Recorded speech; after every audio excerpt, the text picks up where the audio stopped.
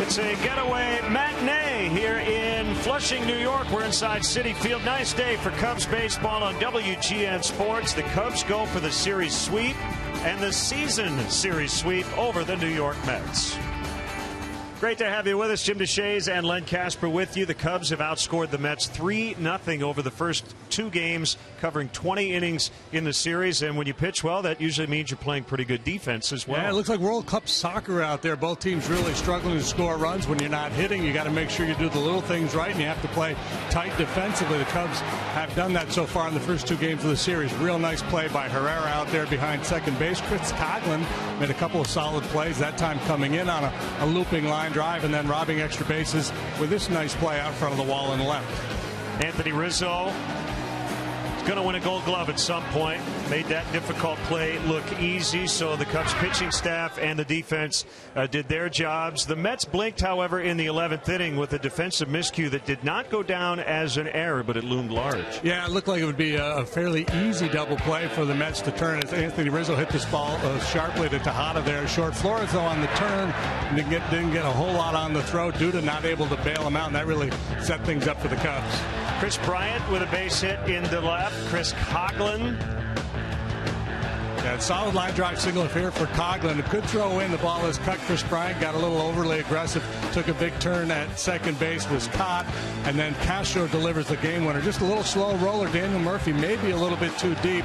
Castro gets a nice break out of the box. Rizzo scores the run. And now with this swing of the bat by Montero, it officially becomes a blowout. 2-0. Feels like a big number in this series. Yeah, Justin Grimm came on to get his first career save. He and James Russell pitched the last inning. It's been a trying year for Starlin, but man, 9 game-winning RBIs. Yeah, that's the thing. You know, he's had his struggles defensively. He's not doing a whole lot at the plate, but he's been able to contribute at big moments, so that kind of lifts him up a little bit. Maybe he can use that as a stepping stone to build on. Two of the better right-handers in the National League will go at it today, so we may see more goose eggs. We'll talk about these starters when we return to New York.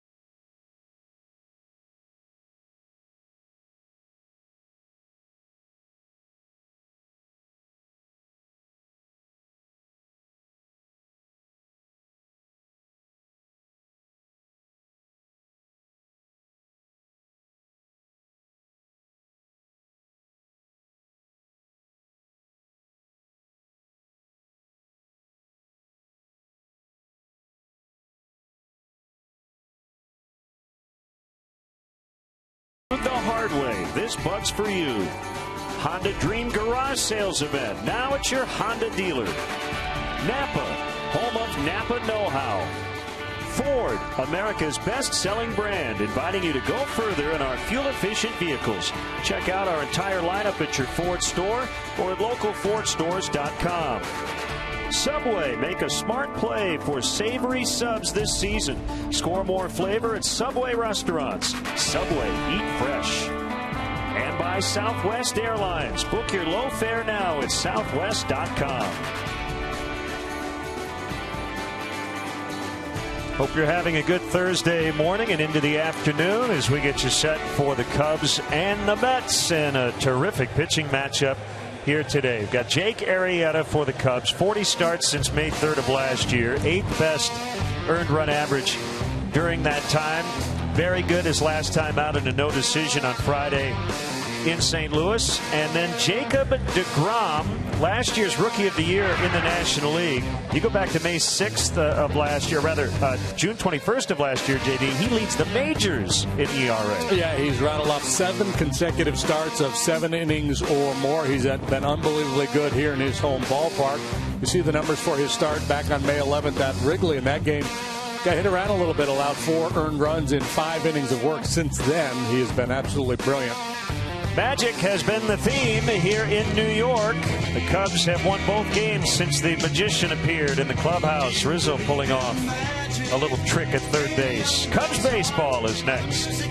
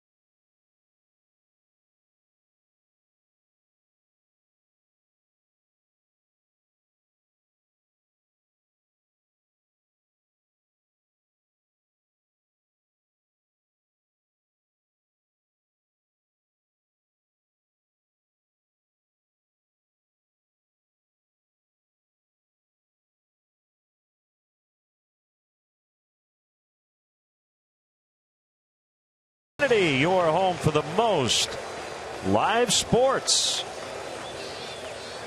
Mets have taken the field behind right-hander Jacob deGrom, and here's the Cubs batting order brought to you by Southwest Airlines. Book your low fare now at southwest.com. JD brought this up last night. 10 runs in the Cubs' last 8 games, and they found a way to win 3 of those games. Castro in the leadoff spot. A couple of guys out of the lineup today, Fowler and Bryant. Rizzo, Montero, Coghlan.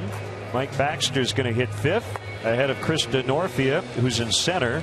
Jonathan Herrera will play 3rd. He was at 2nd last night. Arrieta the pitcher, and Russell the second baseman.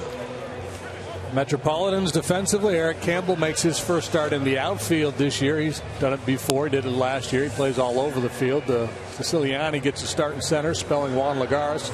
Curtis Granderson out there in right field, where you'll normally find him. Infield, Murphy, Tejada, Flores, Duda. Johnny Monell, the backup catcher, gets a start this afternoon. And Jacob deGrom is on the mound. He's 27 years of age, 6'4", $180, a long, lean right-hander with outstanding stuff. He's made 15 starts, 8-5 with a 2.15 ERA. Among the league leaders in many categories. 4th in ERA, 4th in WHIP, 2nd in on-base plus slugging against. Got a fastball that sits comfortably around 95 miles an hour, curveball, slider, and a change. Laz Diaz will work the plate. He's the crew chief. Corey Blazer, Chris Guccione, Clint Fagan. First to third. Diaz talked to a Pool reporter after the game about that bizarre play at third, and I thought explained it very well. Why there wasn't a double play. Miguel Tejada ran past third and into left. And once he did that, he abandoned his efforts. That's why he was out and Daniel Murphy was safe. So here we go. Starlin Castro takes a strike. First time he's led off this year. First time he's batted higher than fourth in the Cubs lineup, but in his career 115th start in the leadoff spot, and he's been good. 300 batter with a 345 on base. That one floated down the right field line, and the tallest guy usually gets it, and that's Lucas Duda for the out. He's closest to the ball. A lot of options. Duda makes the play. One quick out for DeGrom. Flores, normally the second baseman will try to call the first baseman off there because he's got a little better angle.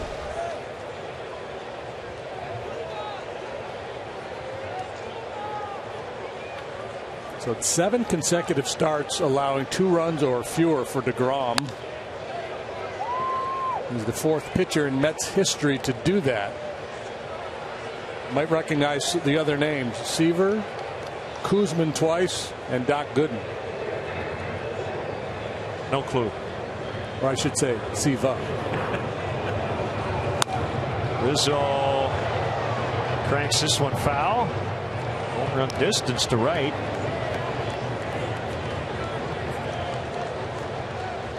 Yeah, they've had some good pitchers in the history of the franchise, haven't they? Yeah, when you think Mets, you typically think pitching first. And boy, with the 2015 Mets, that's definitely the case. DeGrom from DeLand, Florida. National League Rookie of the Year last season. He's 27. His hometown college, Stetson. 9th round pick, 2010. Jacob Anthony, 6'4", 180. He's a string bean. Career 247 earned run average. This is his 38th career start.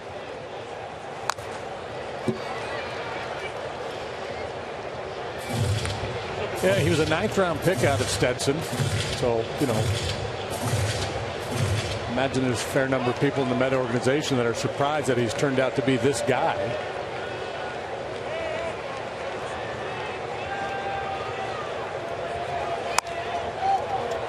On a bounce for the second baseman, Flores, 2 away.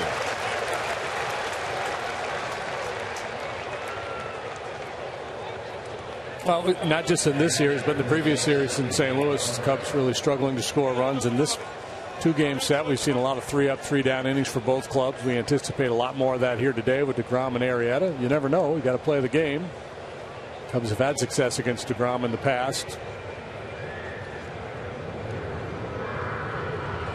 Montero came off the bench in the 7th last night, 1 for 3 with an insurance RBI single in the 11th. His first and only start in the series. David Ross the first 2 games.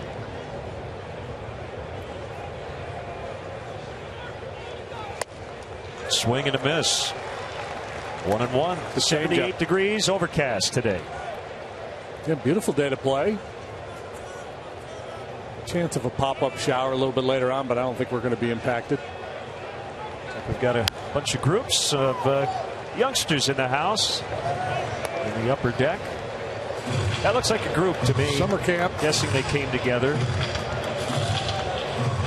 2, 4, 6, 8. Pitcher's got a bellyache. Hey, better. So we better.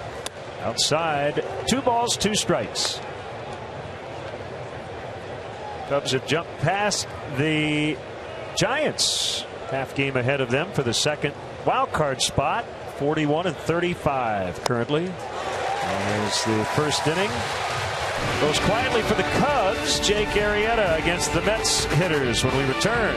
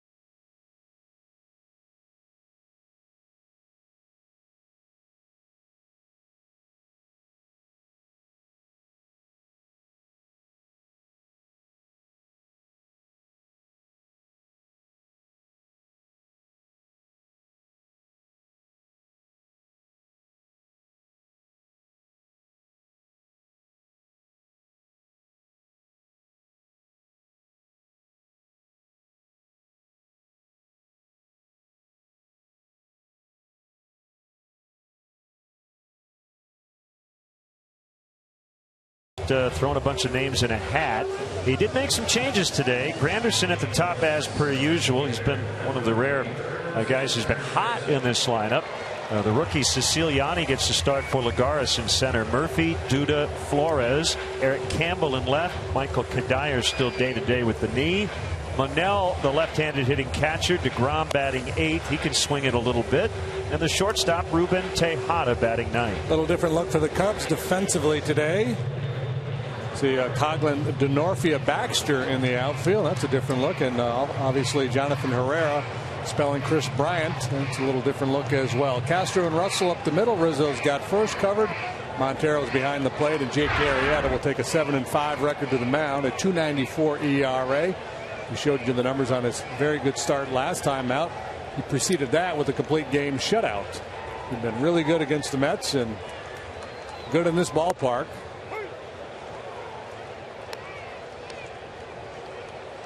Seven innings of 2-hit shutout ball here last year.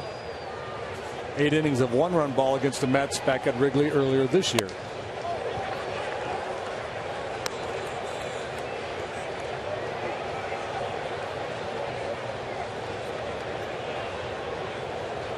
Two strikes on Granderson. Came into this series red hot, but like his teammates, hasn't done much in the set. 1 for 9. As you would expect with their shared experience in the American League, Granderson with a lot of looks against Arrieta, and he's been good against Jake. 9 out of 26 with 3 home runs.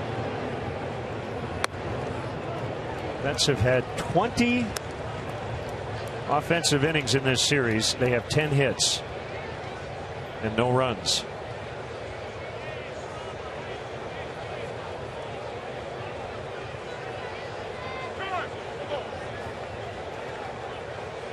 John Lester, 7 shutout innings last night. Kyle Hendricks, 6 shutout innings the night before. The bullpen's been lights out.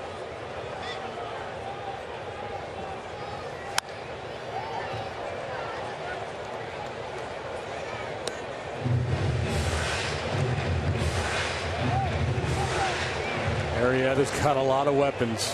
Plus fastball. He'll sink it. He'll ride it up in the zone. Nasty slider or cutter. Power curve. Good change. Other than that, he's just okay. See, in all his pitches, you just can't say curve or slider. They all get an adjective in front of it because they're all plus pitches. That cutter is like a hummingbird, how quickly it moves or appears to move. There's a little elevated cutter in on the hands.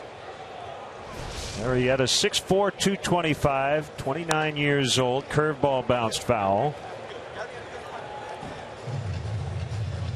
4 years with the Orioles, a .546 earned run average. Got traded to the Cubs, and he's put up a .285 in 49 starts. So this is start number 50 as a Chicago Cub. He's 21 and 12. Wearing Cubs blue. Granderson with some good success against him.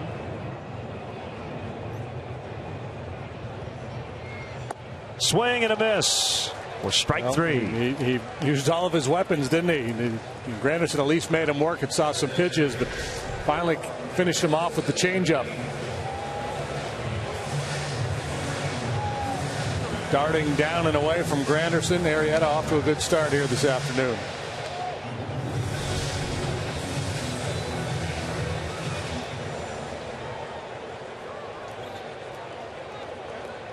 Last 2 starts for Jake, I talked about, both on the road. The shutout came in Minnesota. Last time out it was in St. Louis. So he's been really good on the road. 5-1 with a .258 earned run average outside of Wrigley.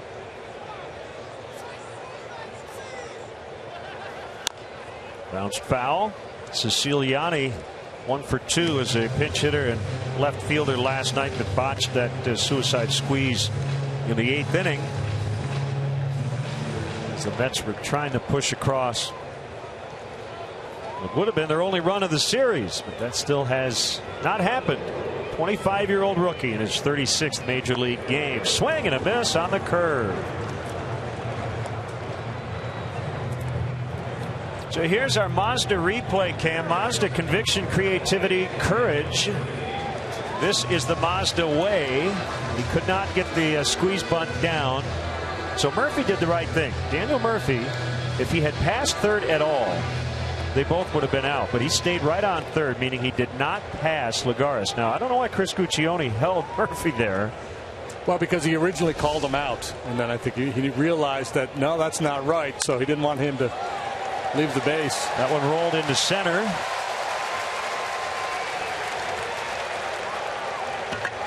Murphy, probably the toughest out in this lineup, especially, you know, a guy that handles good stuff.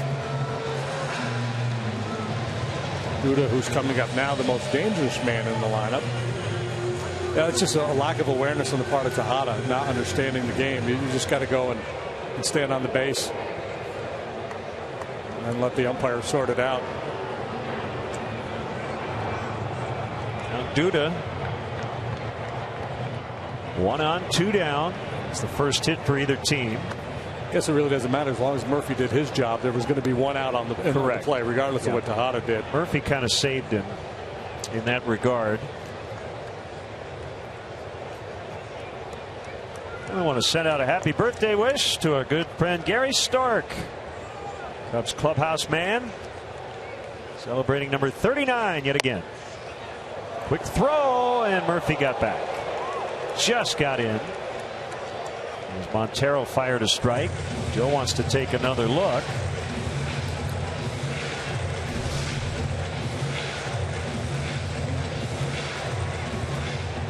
Ooh, yeah. I don't know. Around the foot. I think it's they're going to take a look at it because watch, Rizzo's got him blocked off the base a little bit, and I don't think he ever got there with the hand.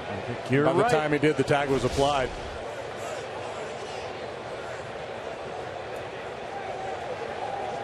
This will go over well with the Met faithful. The umpires see it the same way we saw it.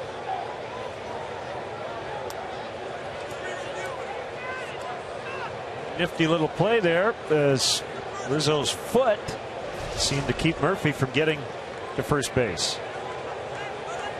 They're trying to go for that back corner of the base, but there's a number 11 shoe in the way.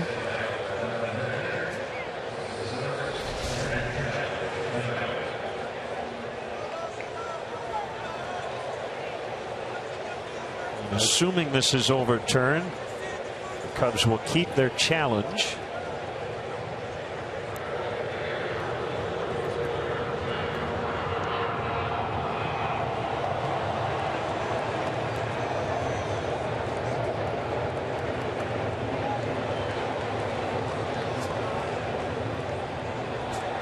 Inning over. Eric B. and Raheem with I Ain't No Joke. Scoreless.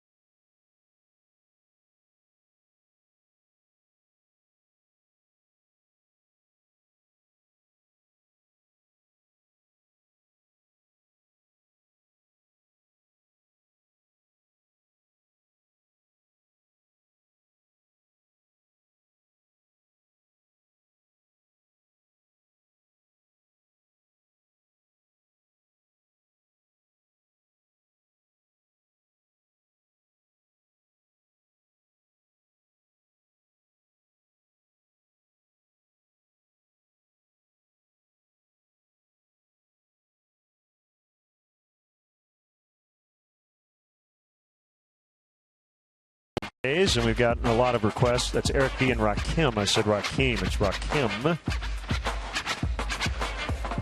I ain't no joke.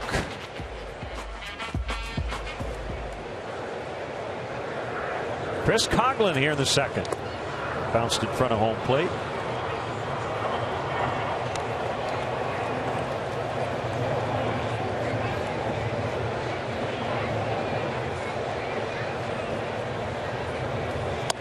Part of the Cubs win last night. It showed you the defensive work in the field and the big knock in the 11th.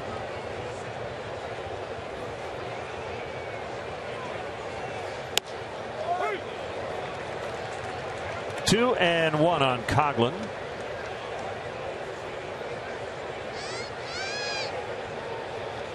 It's a side from Monell. Chris going with that no T-shirt karma play here today. The 3-1. Whoop. 3-2.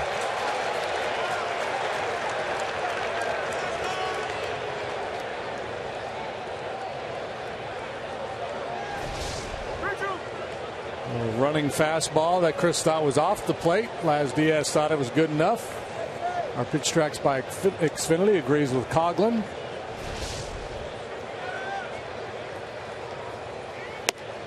That is ball four.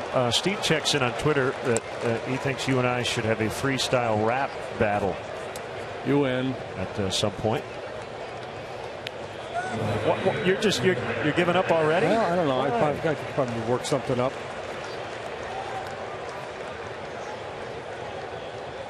I've always felt like limericks were my strength.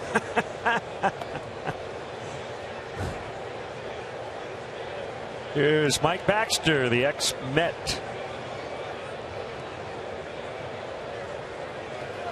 That's high, 95. A lot of life.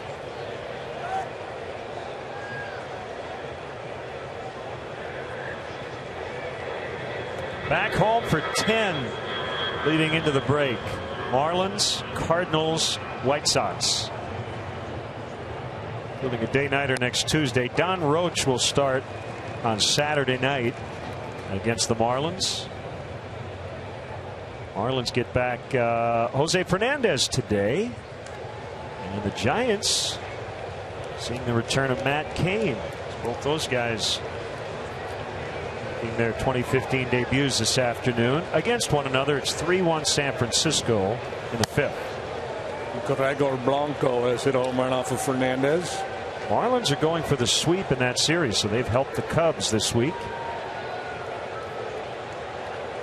Well, excuse me, Joe Madden might be inclined to play a little hit and run here.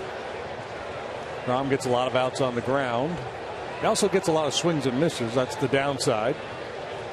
Big lead by Coghlan. There he goes. And Baxter pops it up. Coghlan will have to head back to first as Murphy makes the catch.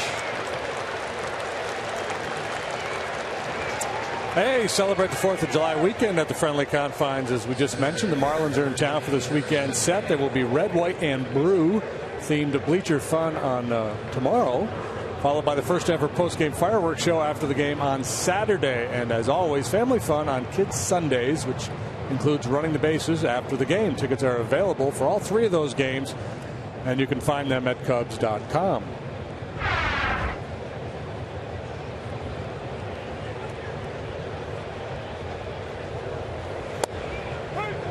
Strike called on Chris DeNorfia. He's in for Dexter Fowler playing center. Chris can play all three spots in the outfield.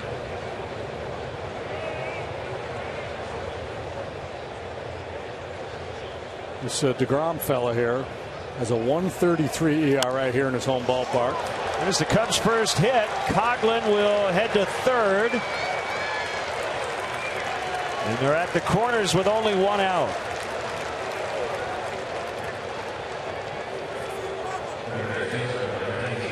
Seize the moment. Take advantage of the opportunity. DeNorfia provides the opportunity by fighting off that inside fastball. A solid line drive knocked to right allows Coghlan to race on over to third base. Know how many chances you're going to get. Better cash him in.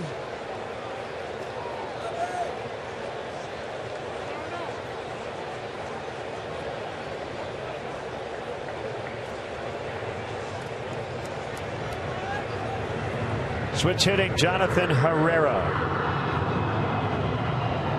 And for Chris Bryant, there's a bunt up along first. DeGrom will take the out at first as Coghlan scores. That'll be a sacrifice for Herrera. And the Cubs lead 1-0 here in the second. Well, how pretty was that?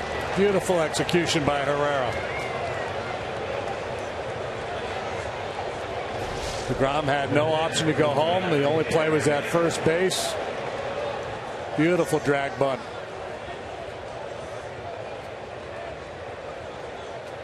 He gets one home. Gets to Norfolk into scoring position.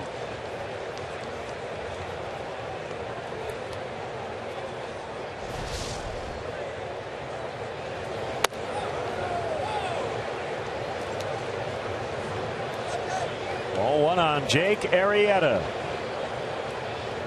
And Herrera bunted into a double play last night. That was the Bobby Parnell diving grab. I would say it was a subpar bunt, not a terrible bunt. Great play by Parnell. But today Herrera gets it done. Yeah, you got to get right back on that bunt wagon if you're Herrera. You can't let the fact that the double play got turned scare you away. Last start Arrieta Friday night, a single and a sac bunt. 1 out of 29 on the year. Check out these guys. Pigeons roaming around the infield.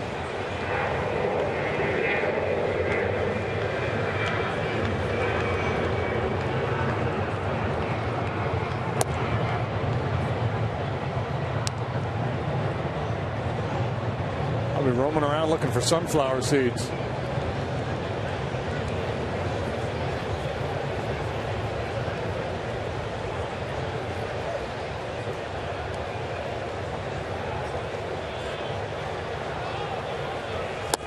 Swing and a miss to end the inning, but the Cubs grab an early lead for the first time in a while.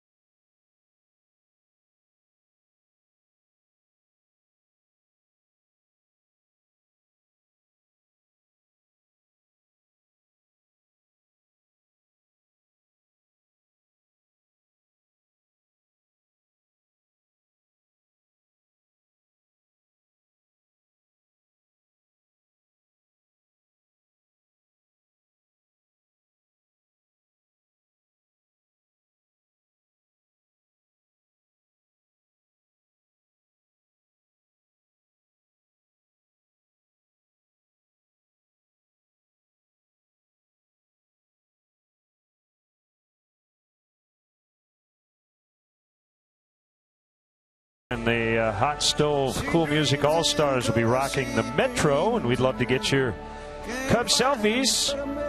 Hashtag WGN Cubs and our fan cam song today, selected by Matt Spiegel from The Score and Tributosaurus, and he'll be a part of the All-Stars.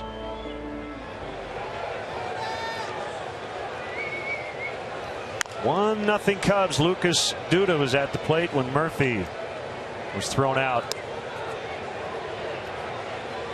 Chris Coghlan walking and scoring. Not all at once.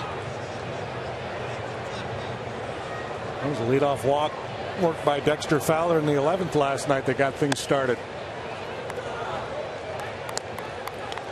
Are you ready to roll next Thursday? You got everything all tuned up? So. You on top of your game? I think so. I hope so. We'll find out. Peter Gammon's coming in? Yep.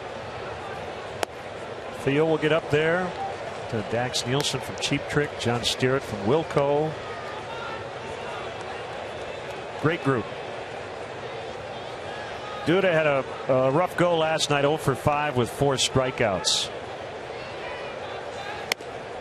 Swing and a miss. 2-2. Tardy to the party on the high heater was Duda.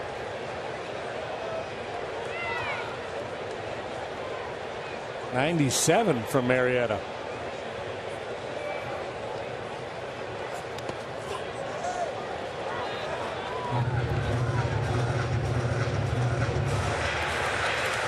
Full count on Duda. Flores and Campbell also do.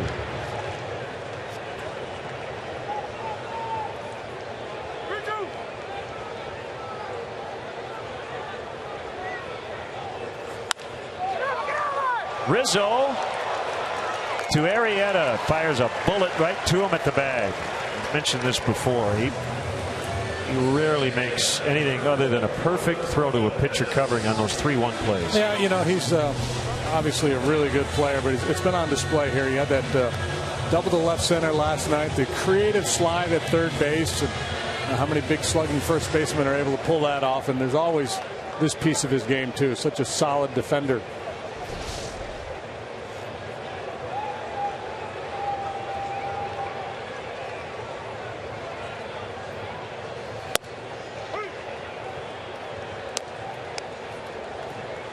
Uh-oh. Got to get that fixed. It's Chris Coughlin. If you couldn't tell. As we just assumed you'd know. That's who it was. Tom Otis Hellman will have a little work to do between innings.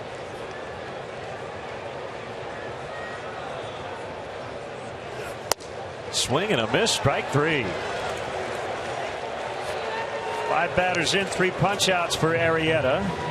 Cub fans, if you'd like to manage the game along with Joe Madden, log on to WGNTV.com. Right now, click on the WGN Sports Game Zone banner and connect to all the up-to-the-minute stats and info while watching at home. Game Zone is sponsored by The Great Escape, pools, patio furniture, hot tubs, and more. Everything you need to have more fun at home this summer.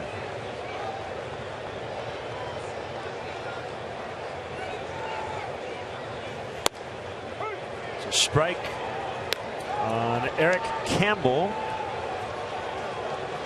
Still no Michael Kadire. He exited Tuesday night with a sore left knee. Foul tip.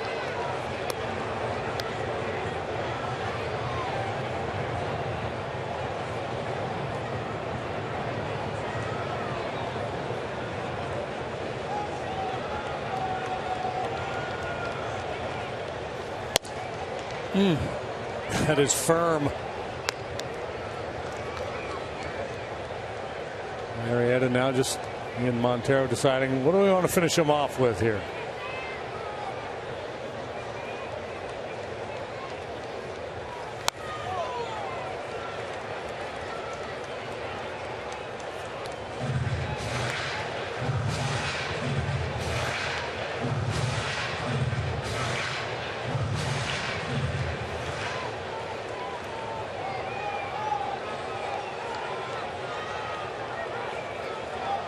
Drop a hook on him.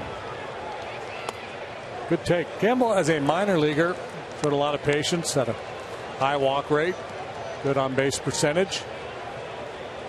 Not a lot of power. Can run a little bit.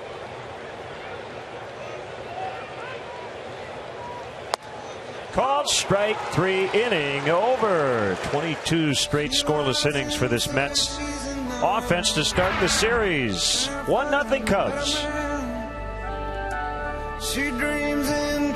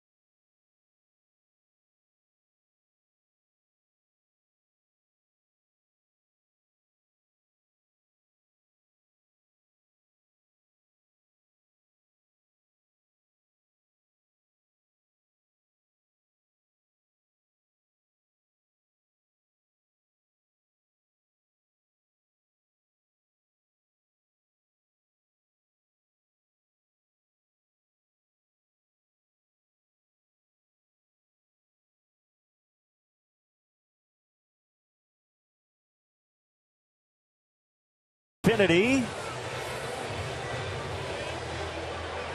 And here it is. This is the double steal last night. What a maneuver by Rizzo. Chris Guccione made a great call, too. He stuck with it. Throw beat him, but he never tagged him. So or at least he tagged him late. So clever. I mean, you see guys do it with the head first slide. Will put a hand out there and then pull the hand back. Kind of a swim move. You see many guys do it feet first, and you see many big first basemen pull something like that off. Speed replay brought to you by Xfinity, your home for the most live sports.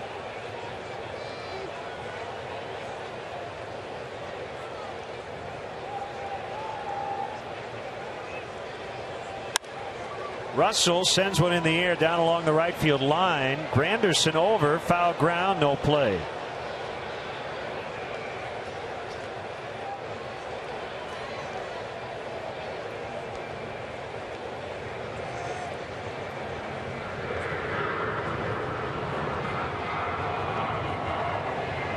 Busy day at the airport.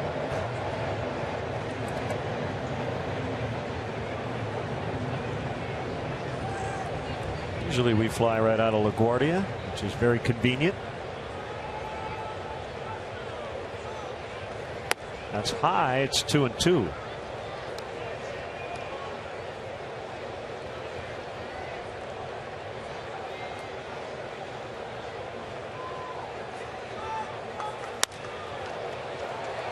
Anderson will get another opportunity. And this time he makes a catch.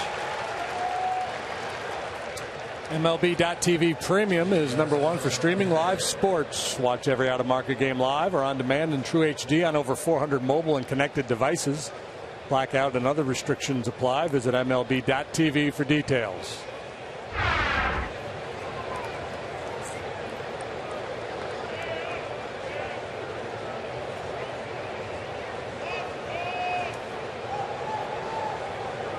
Castro in the leadoff spot.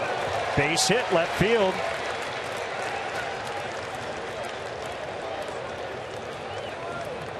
That's one thing I'm sure Joe Madden talked to Castro about, or had John Maley talk to him about. Just because you're in the leadoff spot, don't change your approach at the plate. Better off when he goes up there just looking for a pitch in the zone early. This time it's a slider down around the knees on the plate, and he delivers a solid single to left.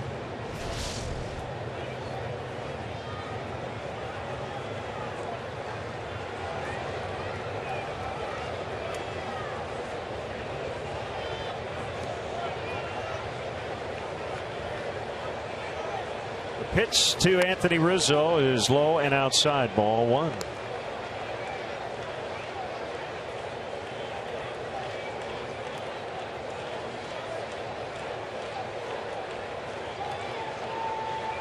He homered off DeGrom at Wrigley Field on May 11th, way out in front.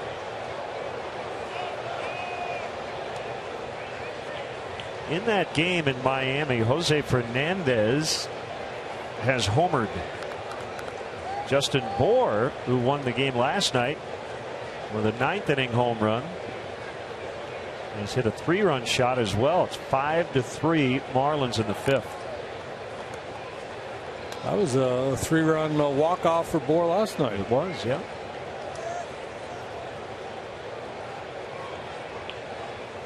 Marlins and Cubs tomorrow.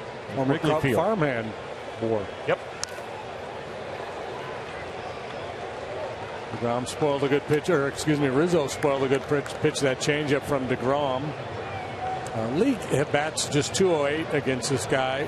Lefties 238. 5 of the 7 home runs he has allowed have been to left-handed batters. Righties do almost nothing against him.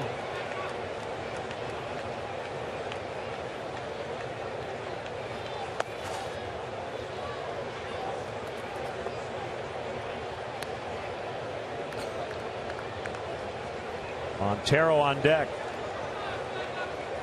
Joe Madden normally likes to split his left and right-handed bats up, but today he's got 4 lefties stacked one after another.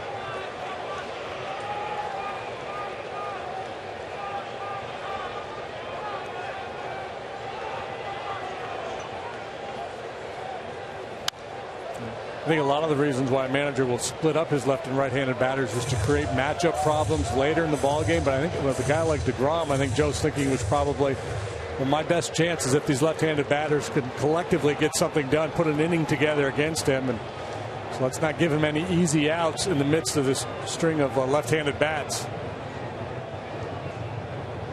Castro, the runner at first, a 2-2 on its way, and it's hit in the air out into left center. Caught by Siciliani. 2 outs.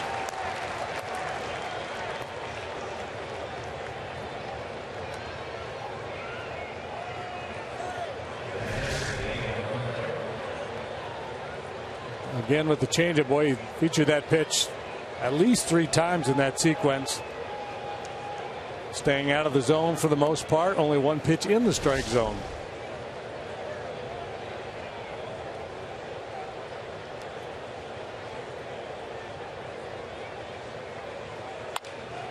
Pulled toward right, and it'll squeak past a diving Duda, which is fun to say. Castro to third, inning still alive. Yeah, we used to get those up our place up on the river. We get that diving Duda. Fairly rare. Another changeup. And there's your diving Duda. Your evading Castro. And another first and third situation, but this one comes with 2 outs. Dan Worthen, the pitching coach, will make a visit. So we ease into the 4th of July weekend. You and I will be out in the bleachers tomorrow. Marlins and the Cubs, 121st pitch. And Cub fans, don't forget to check out Len and JD's baseball blog at WGNTV.com. Sponsored by Jeff Vukovich, your nationwide insurance agent, serving the area for 37 years. To join the nation, contact Jeff at jeffvuk.com. Nationwide is on your side. Tom Kohler, Jason Hamill tomorrow afternoon.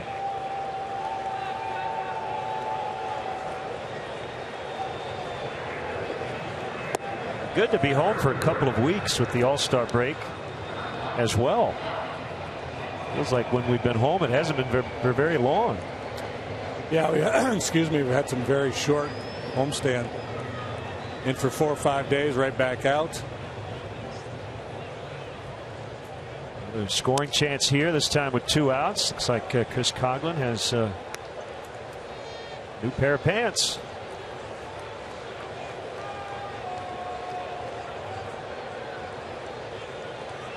Or some magic stitching in the clubhouse, keeping the theme.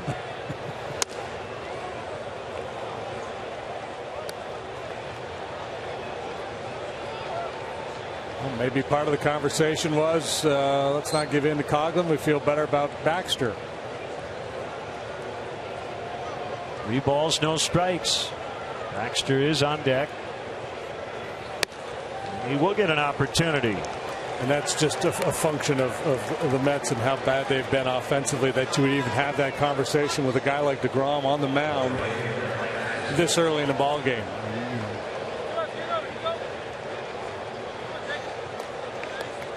Terry Collins' mindset right now is he's managing the game from the first inning on the way you normally would manage it from the 7th inning on.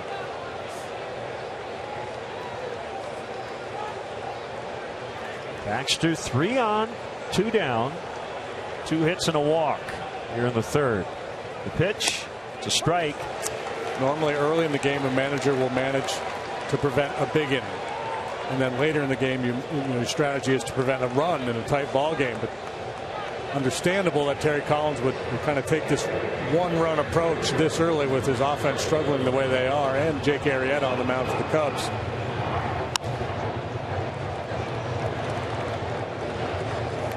DeGrom's a good athlete. He played a lot of third base early on in college. Then played some short. Sophomore year as a junior. Pitched a little bit as well. Well, a minor leaguer in the Mets system had Tommy John surgery. And he has been terrific as a big leaguer as Baxter pops it up. Murphy will make the catch at third. Cubs strand 3 and lead 1-0 in the third.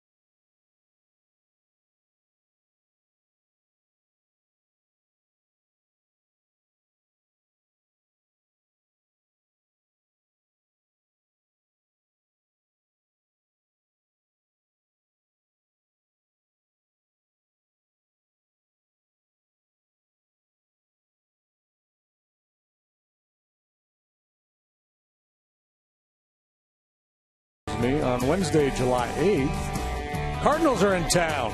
7:05 first pitch. First 10,000 fans will receive a Cubs cooler presented by Comcast Sports Net. For tickets, visit Cubs.com.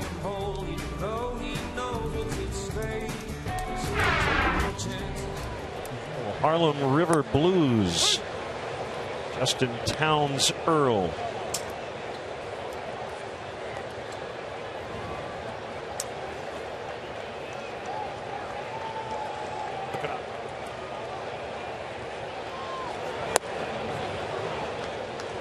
Swing and a miss by Johnny Monell.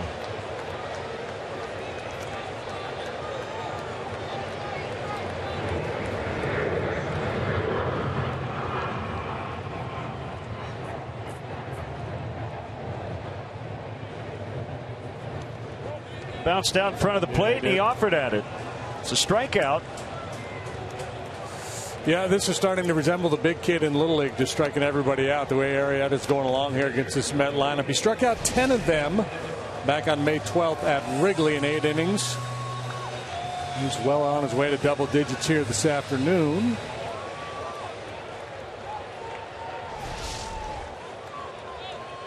Here's DeGrom.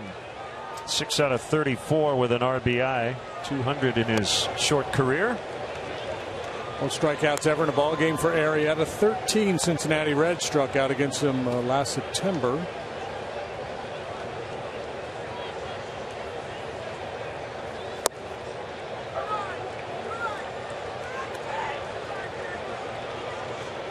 Well, he tied your modern record with 8 consecutive strikeouts. Talking about DeGrom to begin a game at versus Miami here September 15th. Of the last season.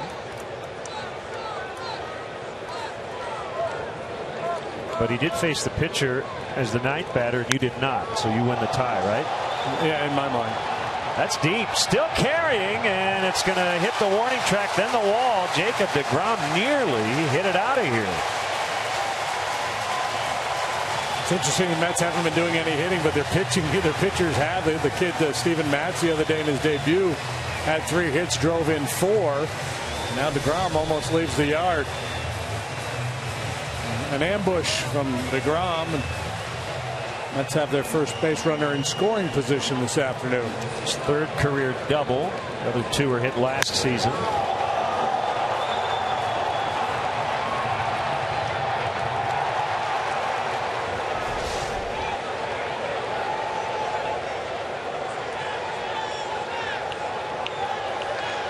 Mafia was playing the other way a little bit in shallow. Castro gets Tejada. Let's step aside and see what's coming up on WGN.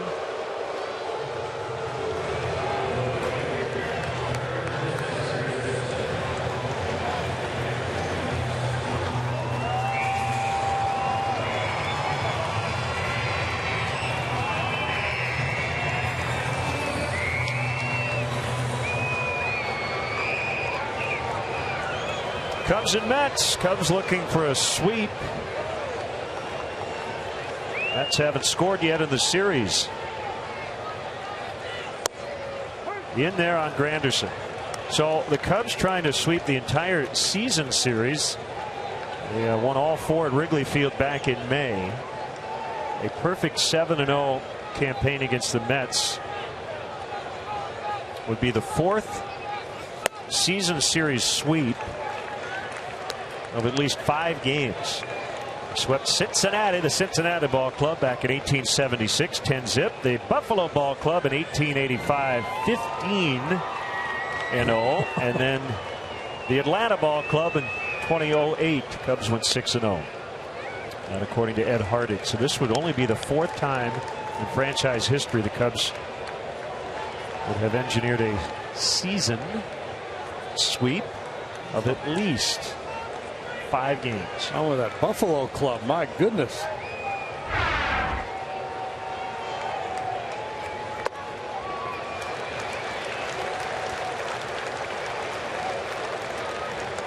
Well, Granderson, as we mentioned earlier, is the one guy in this lineup that's seen a lot of Jake, and he's had success against him. So Herrera being a little cautious here. He's got a base open, preserving this 1-run lead. Big part of it, learning how to manage a ball game. Yanked to right, and the Mets are going to get their first run. That ball bounces out of play. It's a double for Granderson. Hit that back wall that is behind the front barrier, and it's 1-1.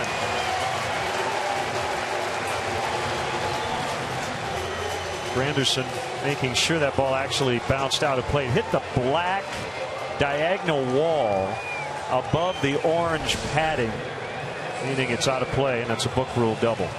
Hey, he didn't give in with a 3-1 fastball, but he threw a cutter that just didn't have a lot of action on it. Stayed in the zone for Granderson, and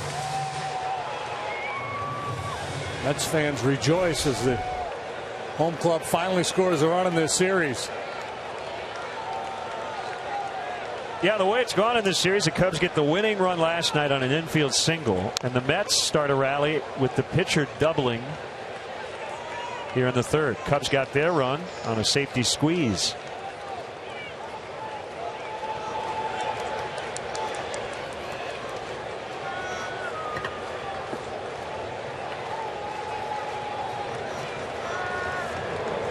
Well, they might set off fireworks after they scored.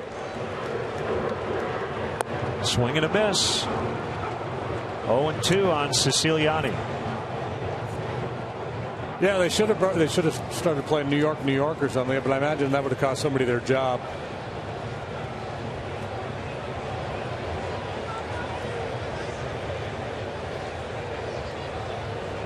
Baseball people sometimes don't buy into sarcasm.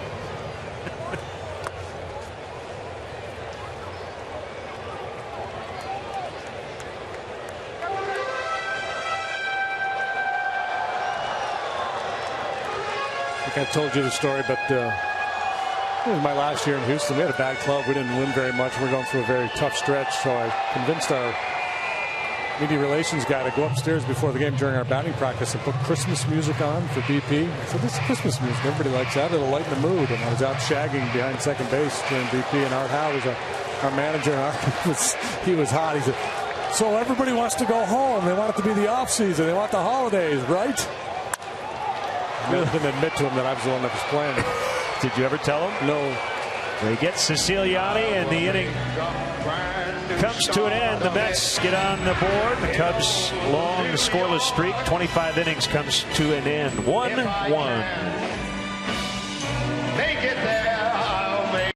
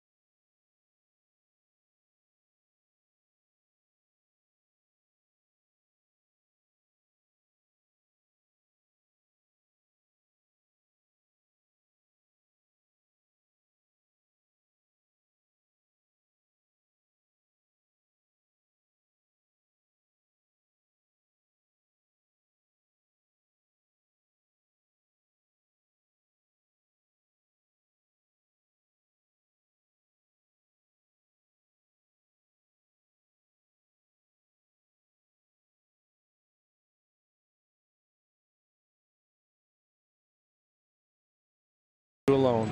My small town blues, they are melting away.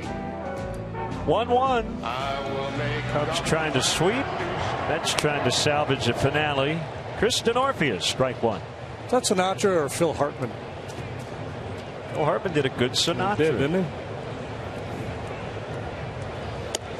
Did he do a better Sinatra than Joe Piscopo? Don't know. That's up for debate. Coffee talk. Talk amongst yourselves. Debate it.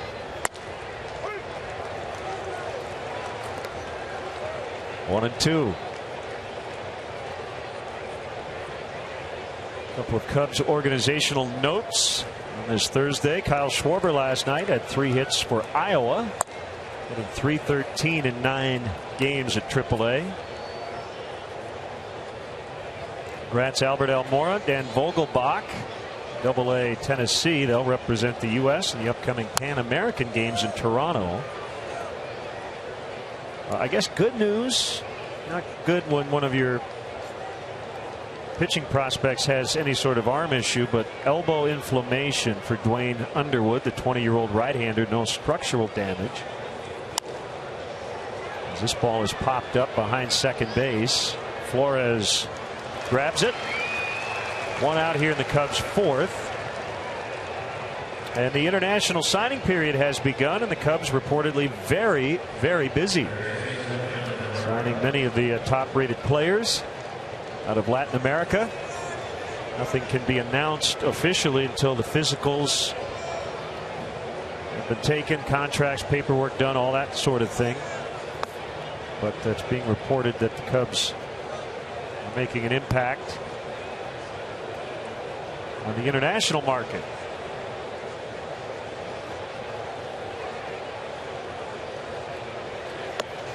And I know this is the kind of stuff when you read the stories, it won't really have an impact at this level for a while because these are a lot of teenage kids. Young kids. Yeah.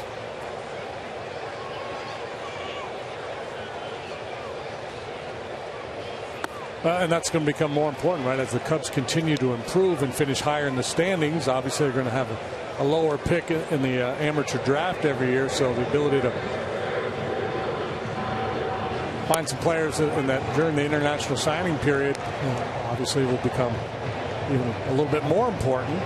Jesse Sanchez from MLB.com citing industry sources that the Cubs have agreed to terms with 5 of the top 30 international free agents, and all 5 are position players, a couple of shortstops, an outfielder, a catcher, and a third baseman.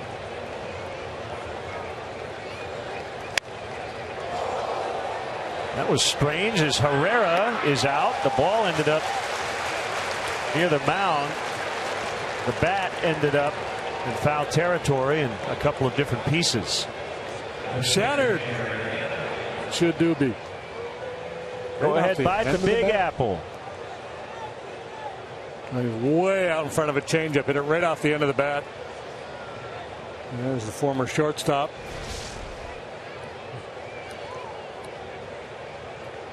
A rangy one, no doubt, was DeGrom. 6'4", $180.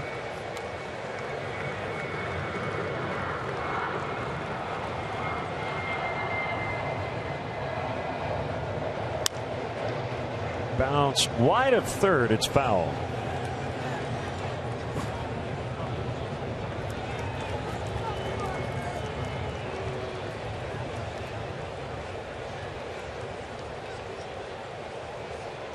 It's a happy camper right there. Fired up.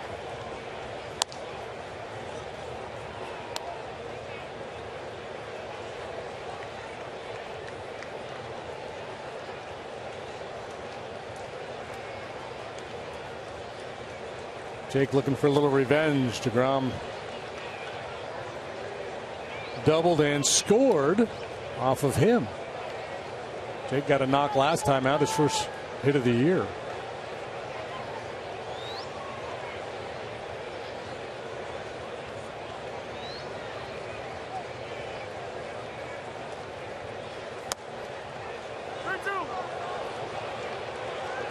Must have been a skosh low. It's more of a smidge than a skosh. Which is bigger? Backhanded play, Daniel Murphy. Not a good throw. Cavalier. But Duda bailed him out. 1-1.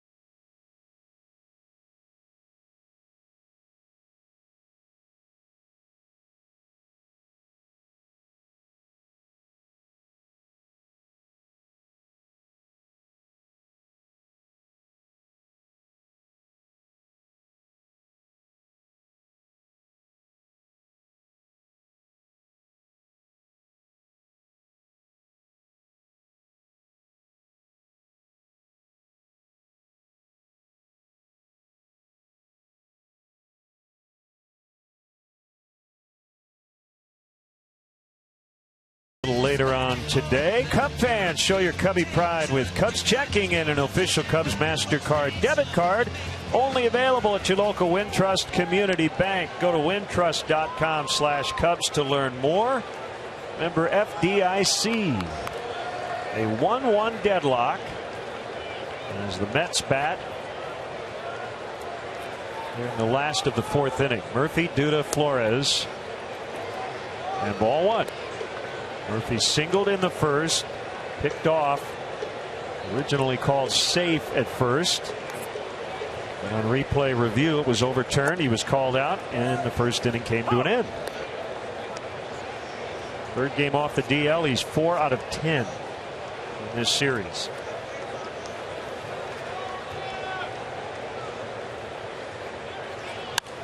Ground ball right to the third baseman, Herrera.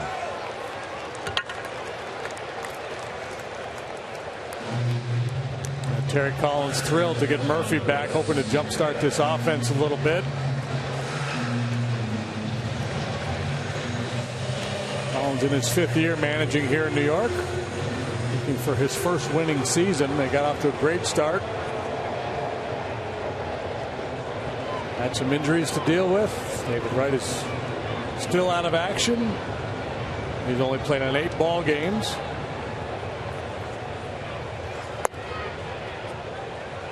They've got a challenging schedule ahead. After today, they head to the West Coast at the Dodgers, at the Giants. They come home, play 3 against Arizona, and then following the break, they go to St. Louis and Washington. Come home, play the Dodgers, Padres, Nationals. It's a tough month.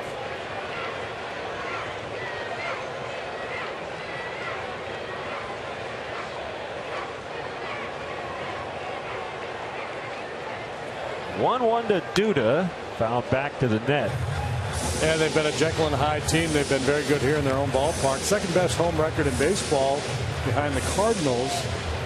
They're 29-13 now with losing the first 2 games of this series, but 11-26 on the road.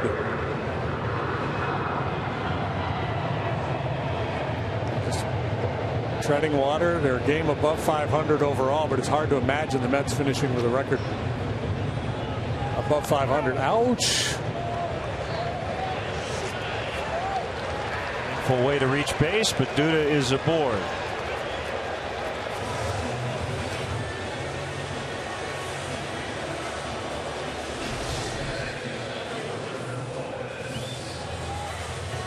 Hard cutter just kept boring in on Duda, hit him on the back knee. And that's obviously part of the conversation here when you look at the National League wild card standings. Cubs right now have the claim on the 2nd spot, a half game better than the Giants, and then the Mets and the Diamondbacks. Very few teams are what you would consider out of it at this stage of the season. We have not quite reached the halfway mark. Swing and a miss by Flores. He was guessing strike there. Premeditated.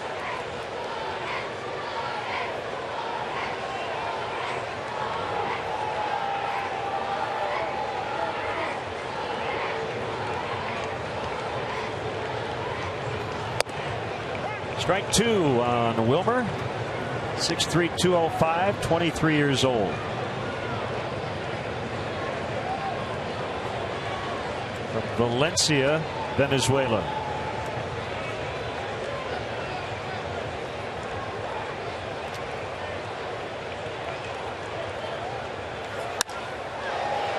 Diving stab, Addison Russell. Great catch. 2 down. Fun to watch play, boy. He has really settled in defensively. Normally it's going the other way. Get your attention the way it goes up the middle. This time just a great reaction play. Sharply hit by Flores. Snared by Russell.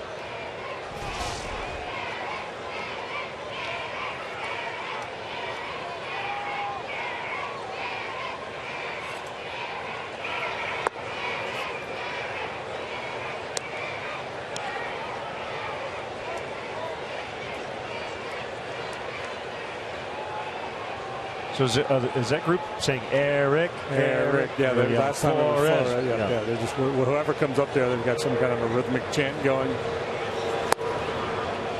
1-1.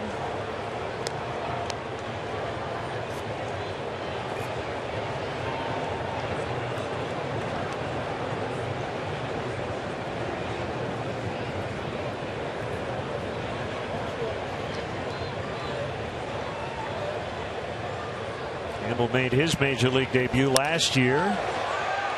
The leap and the catch. So Addison Russell, a busy fourth inning. A hit, batter, no runs. And we head off to the fifth. It's the Cubs 1 and the Mets 1.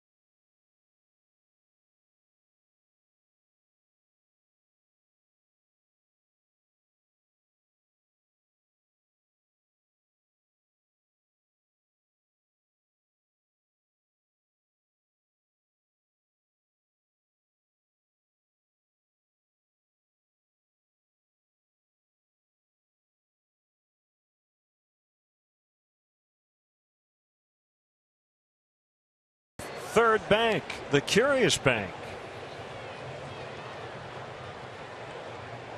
That's what I'm talking about. Bobby Valentine? I think that's the look Joe Madden is going for. Got to be a Grateful Dead fan, right? I think he's wise. That's all I know. There's a wisdom about him. Dead will be in Chicago this weekend.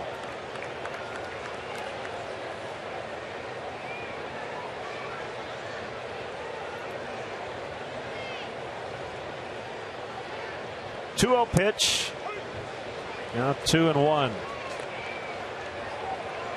Joe's got a ways to go to get where that other gentleman was in terms of the facial hair. Fly ball to left. Campbell.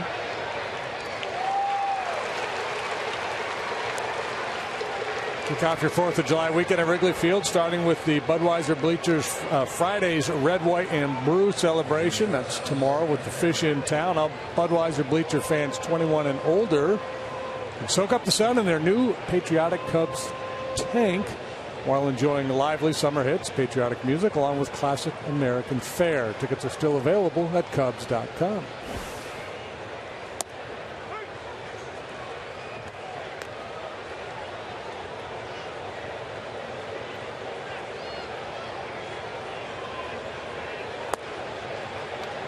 DeGrom is from DeLand, Florida. Not too far from Orlando and Daytona Beach. His hometown was founded the same year the Chicago National League Ball Club started play, 1876. They were the White Stockings at that point. Stetson University, it's his alma mater, is Florida's oldest private college.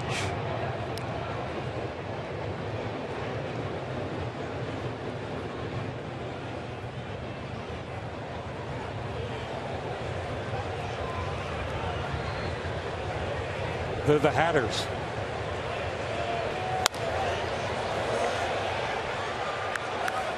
It's a good nickname.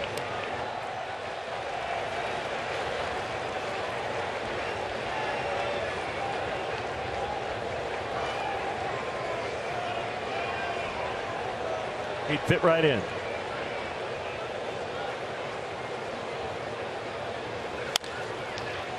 Chop foul past third. Have an annual dog parade in DeLand.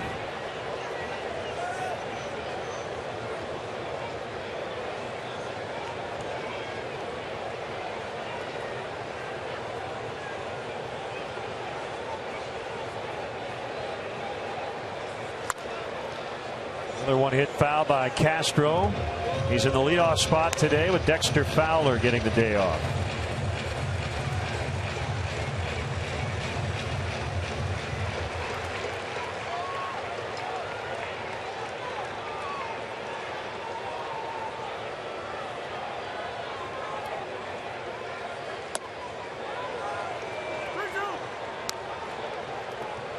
Full count, 3-2.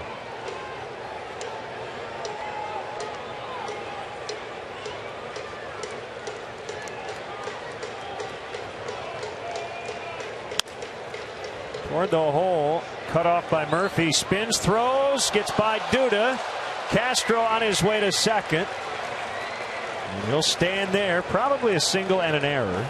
We'll see. You think he would have had him? No, Murphy's just not a good defender.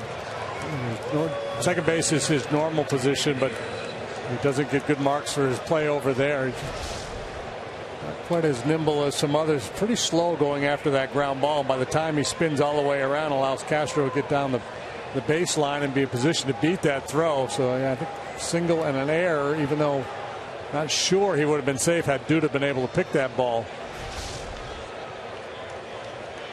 So a single and an E5. Castro's 2 out of 3. And it brings up Rizzo. Chance to retake the lead. He fouls out of play.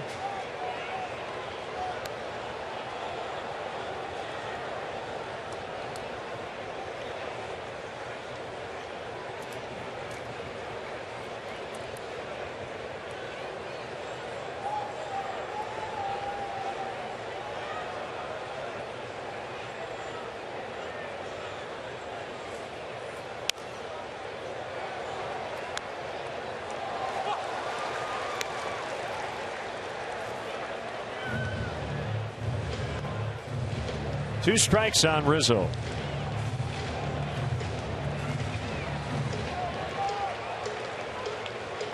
We were singing his defensive praises earlier. Someone checked in on Twitter noting the fan graphs, and I was looking at Baseball Reference. They don't have him on the defensive analytics rated as highly as maybe our eyes have seen this season. Yeah, I've looked at that in the past. I don't buy it. I think he's a good defender. I think he's a plus defender.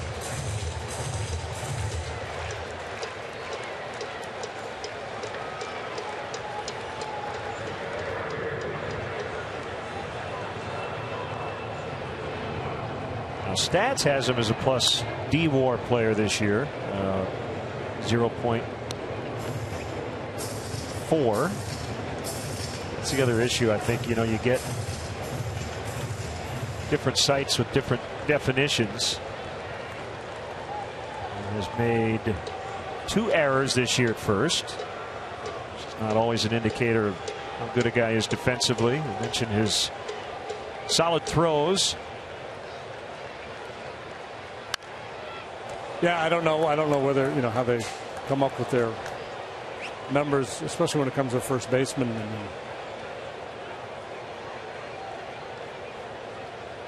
Range isn't a vital piece of it.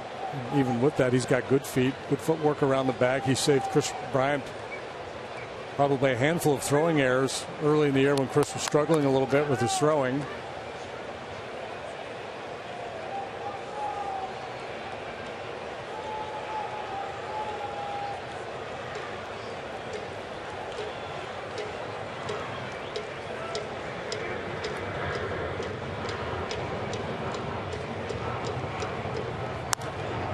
Pulled right field. That ball will land foul, just foul.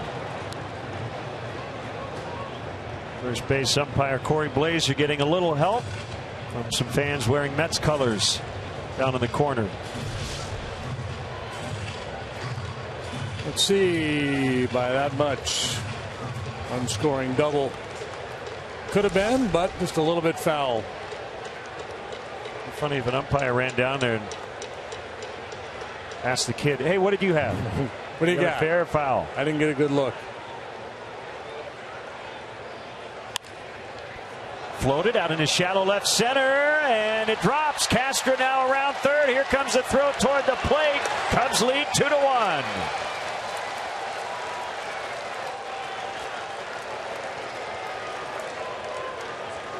Thing of beauty, Mets open the door. Murphy not able to make the play on Castro. The errant throw allows Starlin to get to second. Just a little soft flare into shallow left. Good read by Castro. And the Cubs have a 1-run lead. Starlin reading that ball as he advances off second base, and then once he realized it was indeed going to get down, off he went.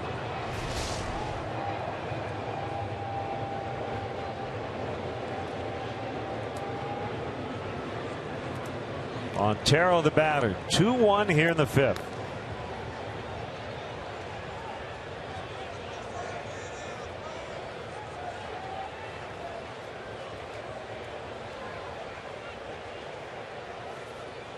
So this is rare for DeGrom to give up even 2 runs in his home ballpark. He's made 8 starts here this year. He's allowed 1 run or no runs in 6 of his 8 home starts.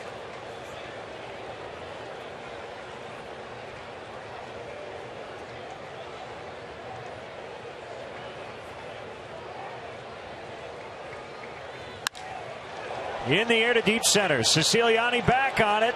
He makes the catch. Rizzo around second, so he'll re-tag the bag and head back to first. Before Chris Coughlin steps in, let's step aside and see what's coming up on WGN.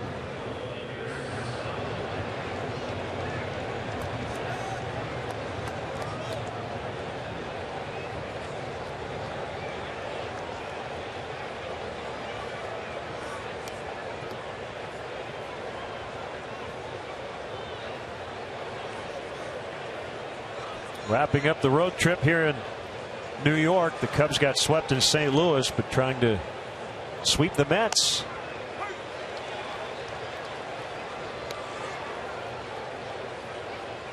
A 2-1 lead here in the fifth.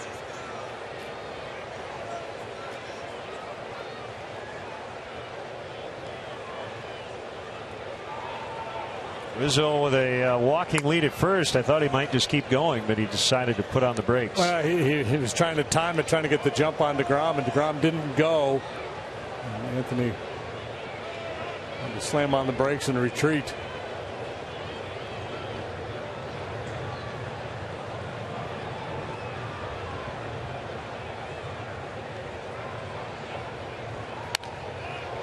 Swing foul into the Cubs dugout. Everybody scattered out of the way.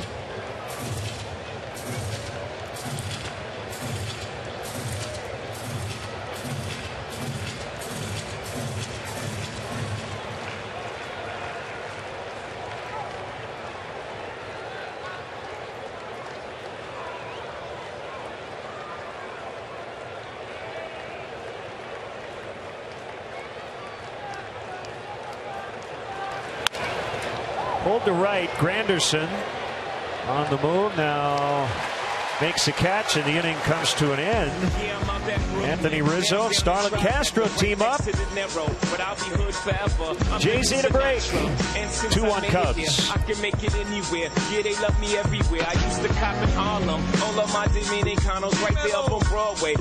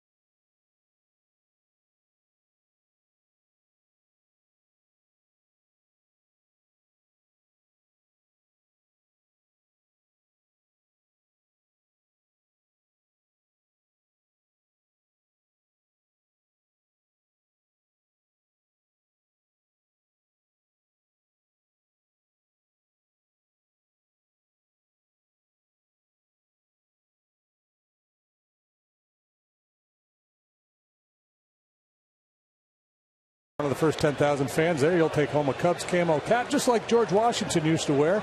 That's presented by the Magellan Corporation. Fans should stick around after the game for the first ever fireworks show at Wrigley Field. Tickets are still available at Cubs.com. That was an unearned run for the Cubs as Johnny Monell starts the Mets' fifth with a solid base hit. Unearned run to grab the lead 2-1. That's a little feisty here this afternoon. When this game started, Herrera had 5 strikeouts, first 7 batters he faced. I thought he was going to end up with 15 here this afternoon. Mets have taken a little better approach. Pushed a run across. With a couple of balls hard here. Monell ends up taking second on a wild pitch. That was a strange looking play. Had DeGrom up there to bunt, and Arrieta snapped off a nasty curveball, but unfortunately it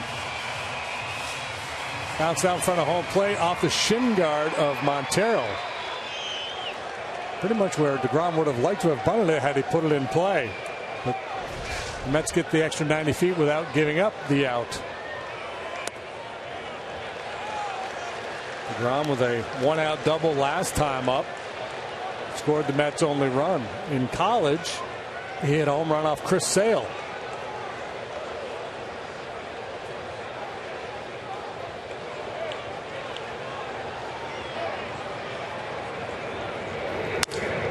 Right back to Arrieta, makes a catch, throw to second. Out there. Double play. What a play by Arrieta, and the wherewithal to spin and make that throw to second base. Terry Collins probably going to want to talk about this one. Not sure that Castro was able to keep his foot on the base as he went for that throw.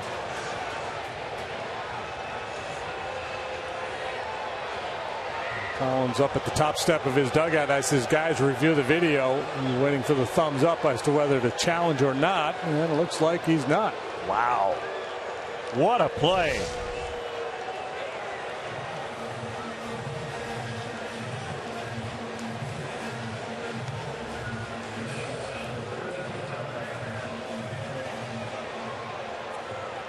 Yeah, but the foot was on the bag when the ball hit the glove.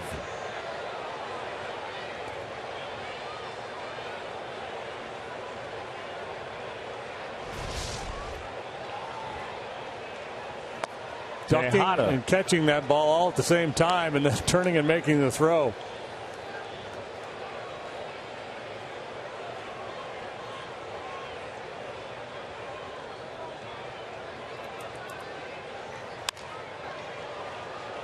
Soft liner caught by Russell, and just like that, the inning is over. 2-1 Cubs after 5 innings.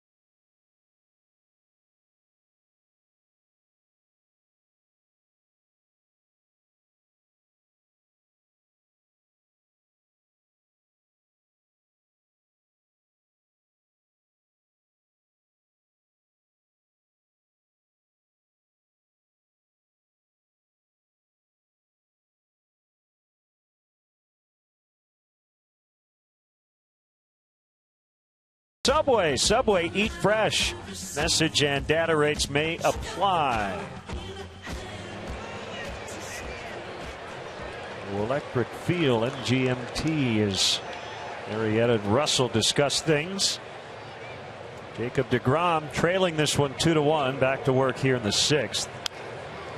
deGrom, lifetime in daytime starts, 8-0 with a 1.21. Make of that what you will. I guess my reaction would be he's just a good pitcher. The day-night thing, does that ever interest you? Put a whole lot into it. The only thing, sometimes day games after a night game, the manager will rest some of his regular players, so you might be facing some watered-down lineups. 1-2 to Baxter.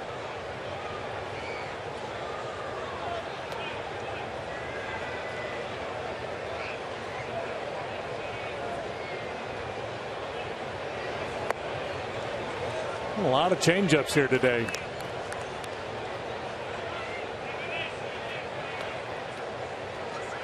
So the longest active streak in the majors of at least 7 starts. Trying to make it 8 in a row today.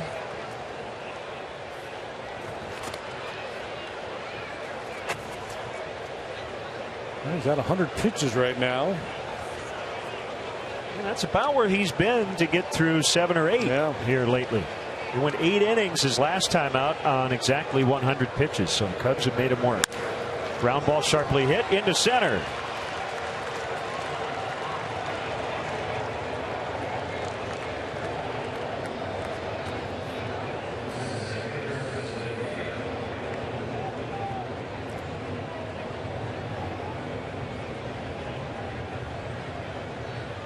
Here comes DeNorfia, 1 for 2.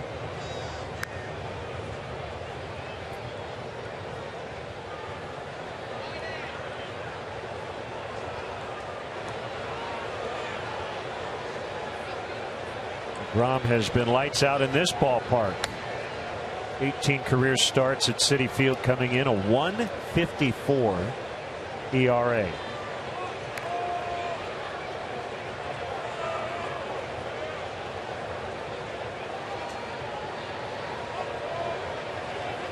Third career start against the Cubs and has yet to beat them.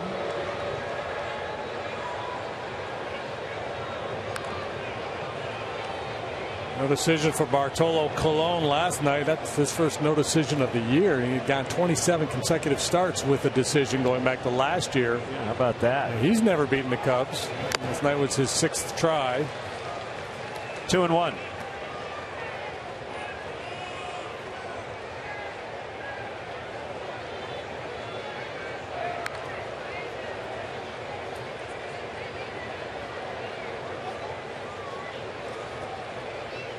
Baxter looks runnerish.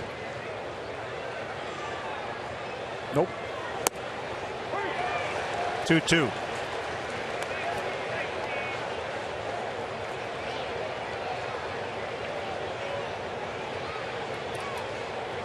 Mets kind of tweaked their uniforms, messed around with the color scheme, changed it a little bit about 15 years ago, but they kind of gotten back to their roots, and I like it. Just the blue pinstripes, blue and orange. Harkening back to the Giants and the Dodgers. That's why they have the color scheme they have. Yeah, that's back. That's the 80s look. That's the 86 team look. That piping. And then the black, they went into that black phase, right, when they had a lot of black in their uni. Simple and sharp. Fly to right field. Granderson makes a catch.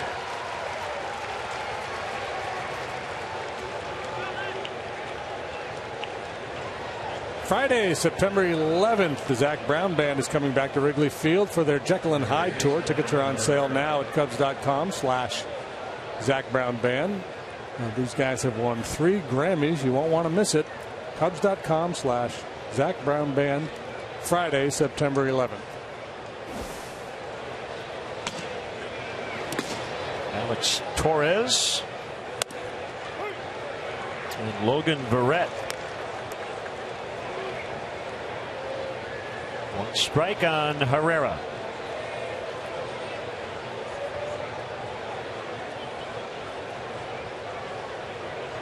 A little push bunt towards third this time. Challenge Murphy to make a play. Not likely now with 2 strikes.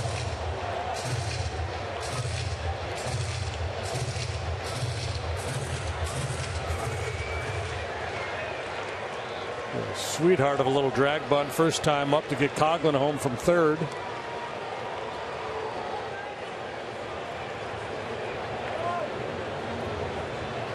Interesting look with the pants today for Herrera.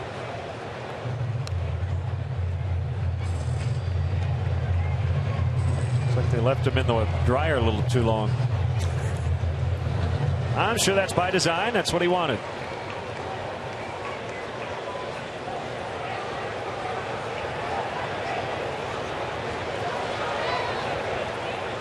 Reminds me of my 14-year-old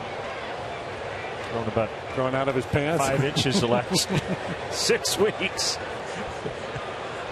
I used to know you.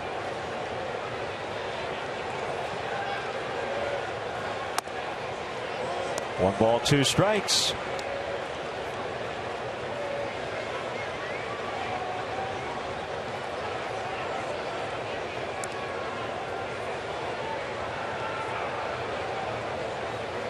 You call them floods? That's what we call them. We call them high waters. High water. That's the same difference. And if you wore white socks, those were light bulbs. Well, you got your high waters on with your light bulbs today, kid.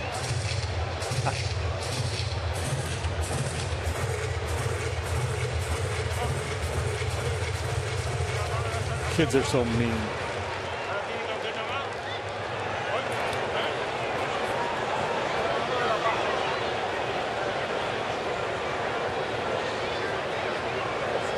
Baxter at first, 1 out, a 1-2 count on Herrera. The way it's going, DeGrom doesn't appear to have any shot of getting through 7 with the pitch count. This is going to be it here, the 6th. It's one of the things the Cubs do well. They see a lot of pitches.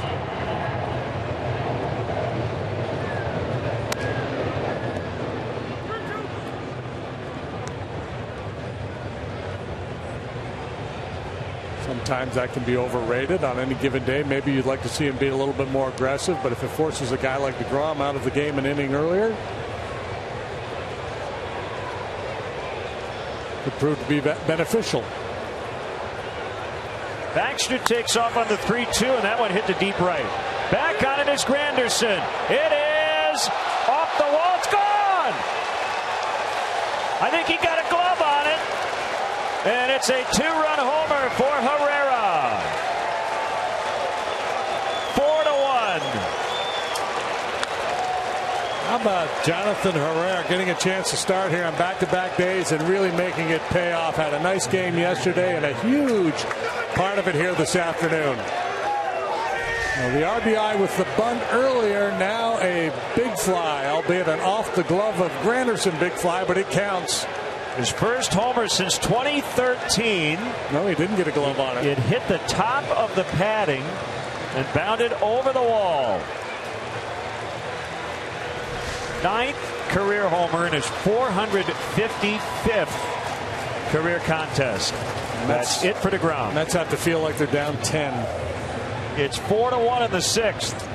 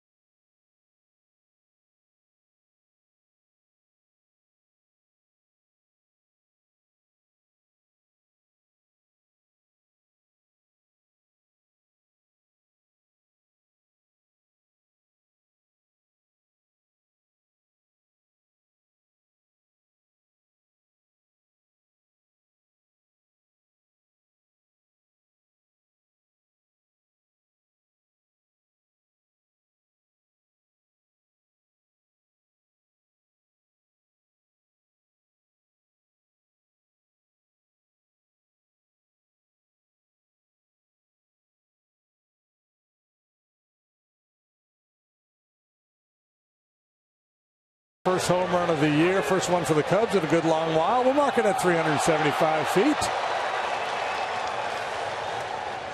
Cubs' first homer in 9 games.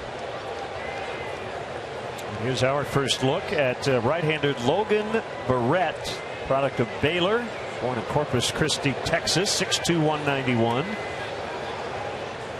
Facing Jake Arrieta and a strike called. He was taken in December from the Mets organization by the Orioles in the Rule 5. Texas had grabbed him on April 2nd on waivers. Pitched briefly for Texas, 4 appearances. Designated for assignment on April 24th, then returned eventually to the Mets organization, and here he is as a Met. Arrieta grounds out. Got all that? He's been well traveled this year. The Barrett story. Starting pitcher throughout his time in the Mets minor league system. Up until this year, when he worked as both a starter and a reliever at AAA.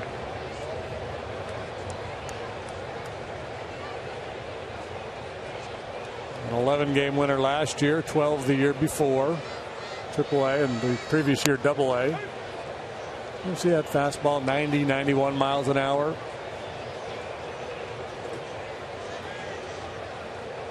Slider, change, and he'll flip a curveball up there every once in a while.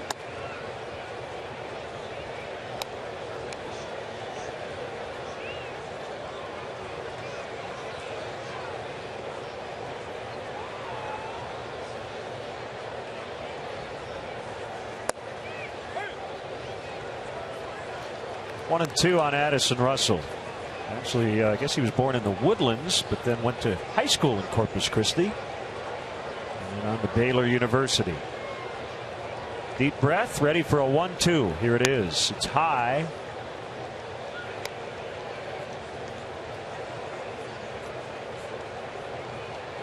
The Woodlands, that's where I used to live. Where Paul Goldschmidt was from. Swing and a miss to end the inning. Herrera 2-run homer. Lead now is 3, 4-1.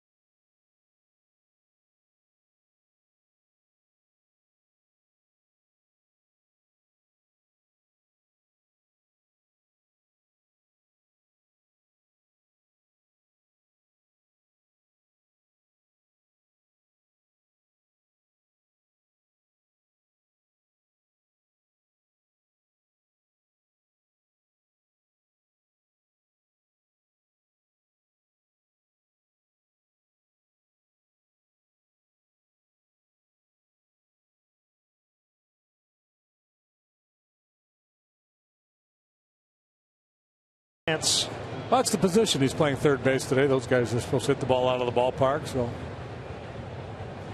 he's filling the role. 96, but it missed high from Arrieta to Granderson.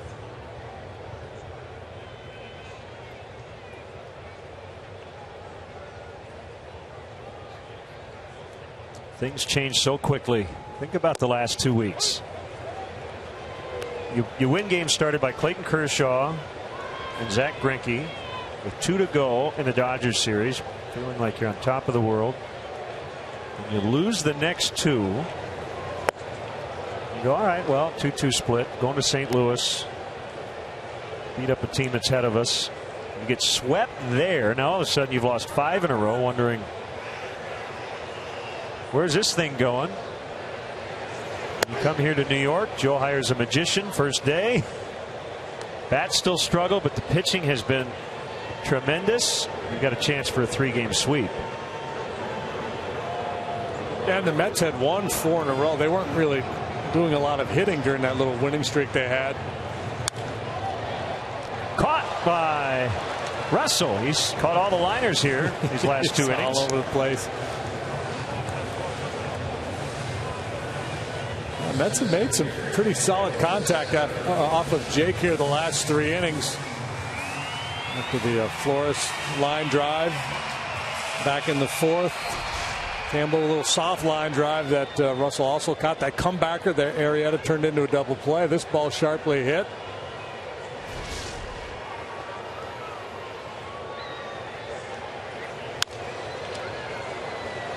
Russell again. Should point out about Addison Russell. This is a compliment, you know, when you say Jeff Kent, you go, well, he wasn't known as the best second baseman, but he's 6 feet, 200 pounds. He's got good range. He can jump. Some middle infielders are, 5'9". He's been able to kind of get up and take away some line drive base hits that normally would get over the head of a second baseman. Maybe like a Bobby Grich type. Yeah. Big guy at second base.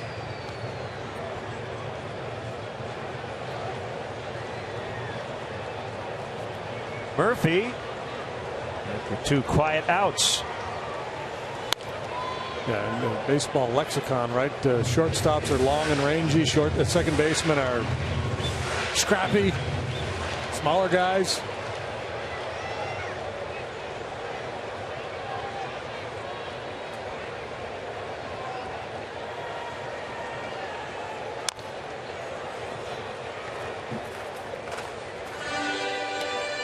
Well, Rhino was a big second baseman. Yep. DeGrom deep in thoughts. 5 1/3. Yep. 4 runs, 3 earned. First, quote, short start in a while. So from short stops to short starts.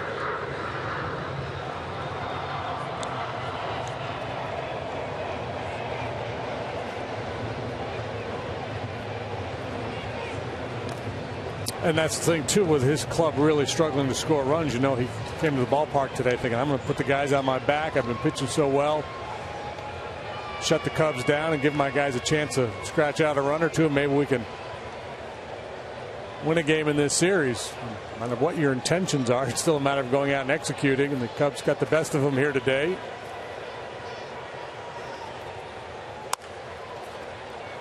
Hey, that guy again. Russell. Inning over to the 7th, 4-1 Cubs.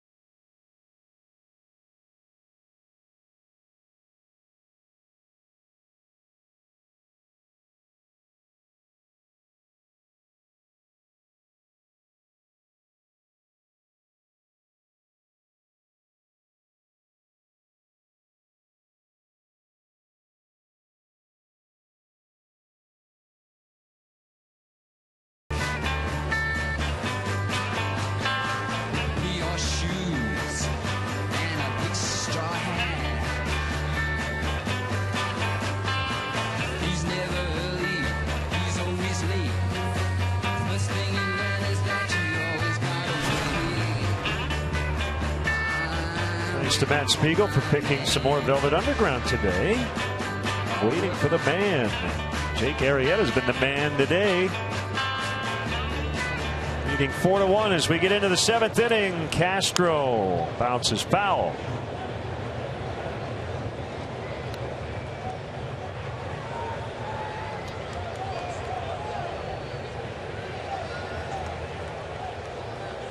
Barrett retired Arrieta and Russell to end the 6th.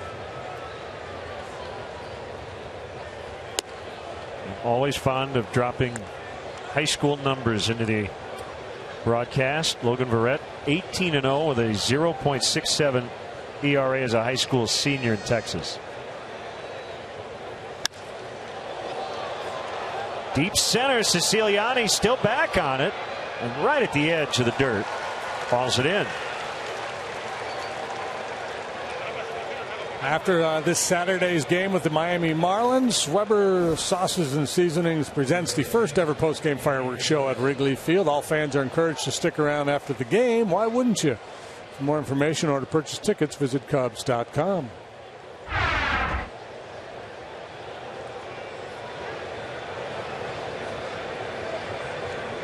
One out here in the Cubs' 7th.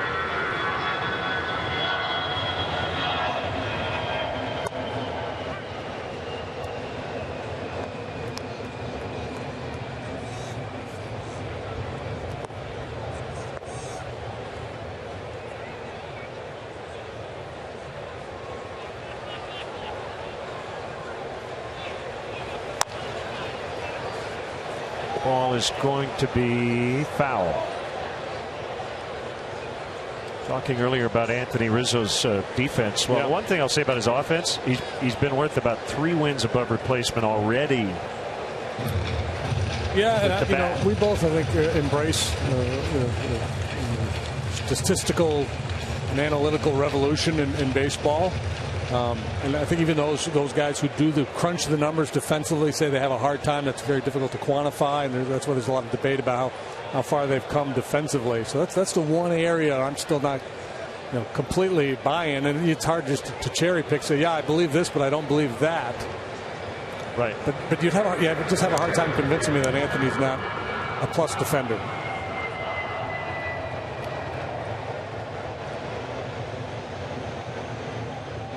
Got to be an all-star, right? Got to be. In my mind, yeah, absolutely. Be a second straight trip to the all-star game. The problem is every year there's a number of gotta-be's that aren't.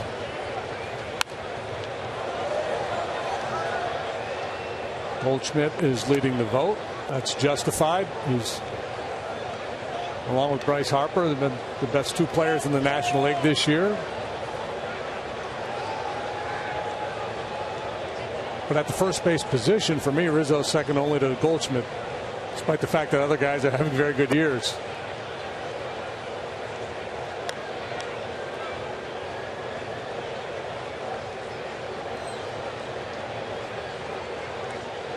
Chris Bryant also an interesting one. You got Todd Frazier, you got Nolan Arenado, you got Matt Carpenter.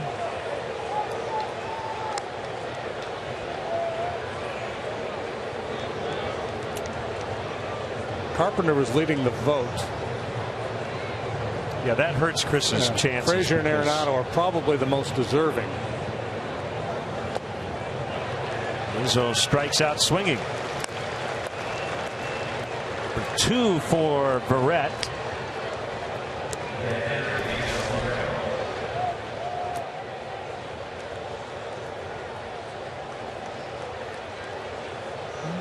But antsy chasing that breaking ball down here last week or 10 days or so. He's pressing a little bit.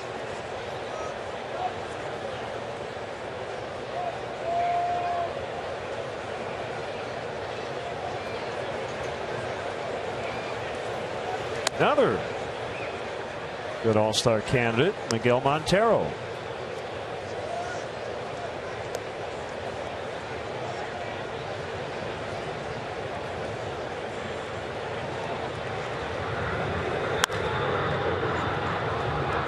Changing to his left, Flores. to end the inning.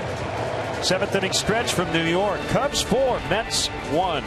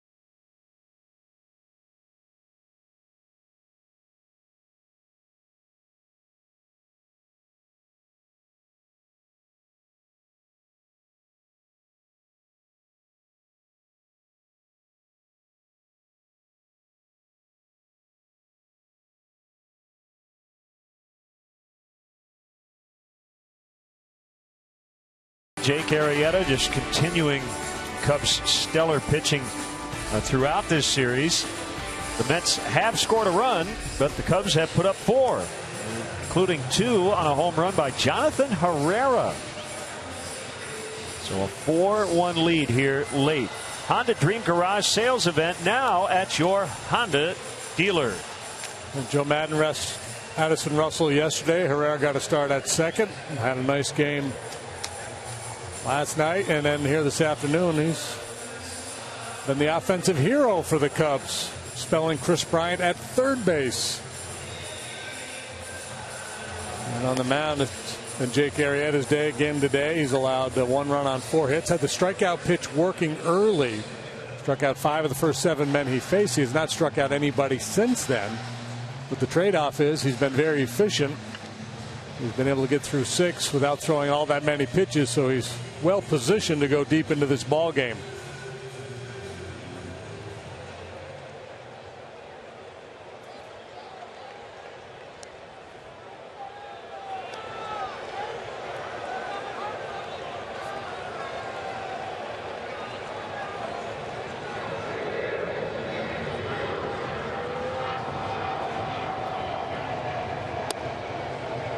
Strike 1, says Laz Diaz. Mr. Met always working it.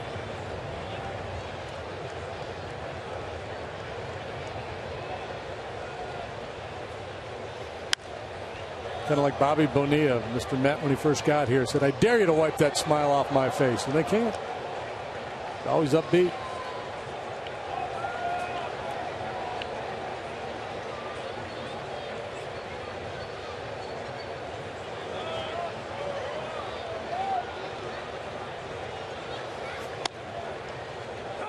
Got it. Called strike 3. Started him with the curveball, finished him with a backdoor cutter for strikeout number 6. First time he got Duda today. Duda punched out 4 times in the ball game last night. That cutter clinging to the outside corner.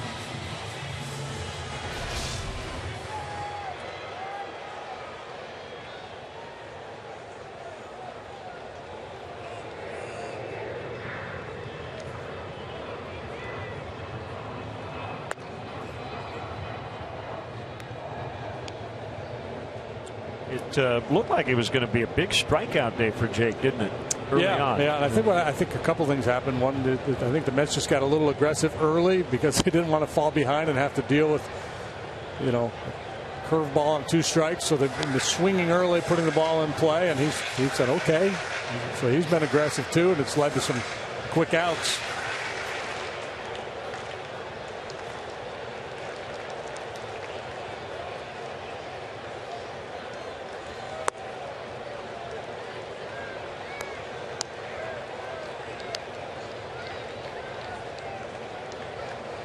Mets have been pretty aggressive here today, and that's typical of a struggling team. Most guys try to hit their way out of it. Deposited into the left field corner. Flores on his way to second with a double. 5th hit of the day for the Cubs. 3rd one of the 2-base variety. DeGrom, and then Granderson drove DeGrom in with a double. Those came in the 3rd, and now this one by Flores here, 1 out in the 7th.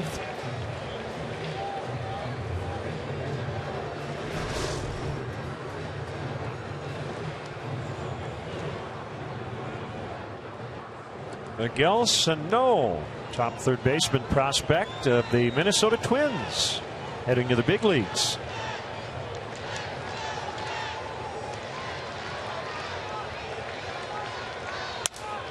Campbell with a ground ball to Russell on a broken bat. Runner at 3rd, now 2 outs.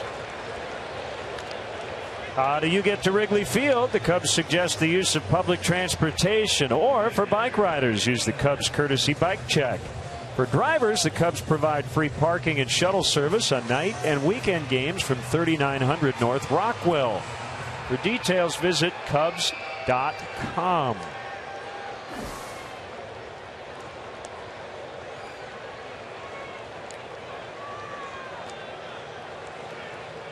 So Sano comes up from Double-A.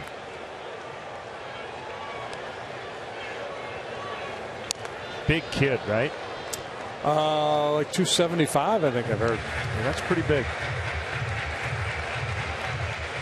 3rd baseman, right? Yep. I think he's going to DH. Got Trevor Plouffe at 3rd. George Springer, the Astros, goes to the DL. He's got a broken right wrist. How did he do that? Edinson Volquez hit him with a 95-mile-an-hour fastball. That'll do it.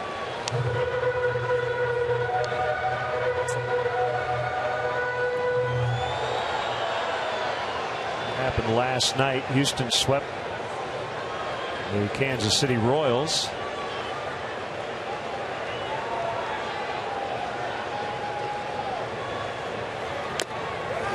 Monell foul tips. Meantime, the Marlins have swept the Giants. That helps out the Cubs in the wild card race. 7 strikeouts, no walks. You can call me Jake, I guess. 4-1.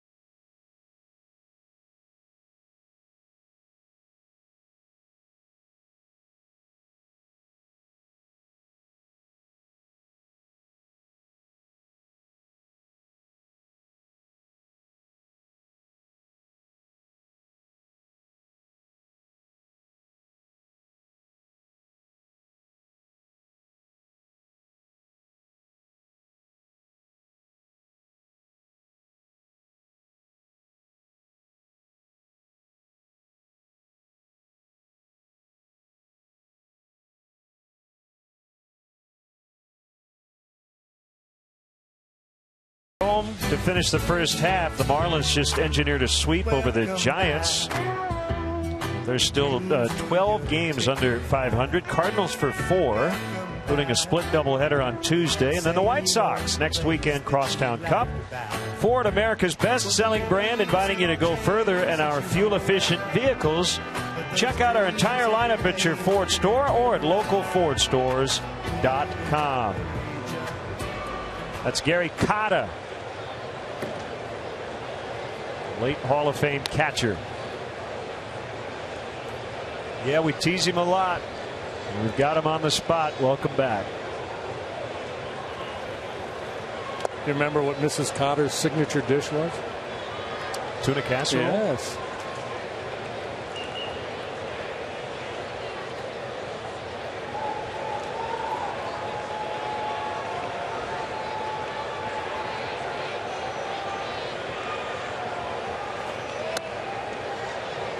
Barrett's still in there. 3 balls, no strikes on Coughlin. Chris has already walked twice today. Now the Cubs run scoring second started.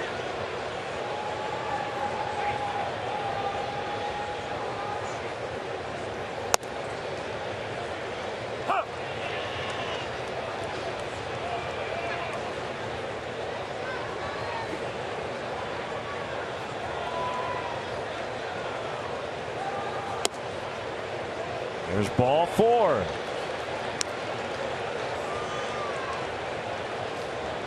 And I tell you, Chris loves to hit. He loves to swing the bat. That's how he makes his money. Today, willing to accept those walks.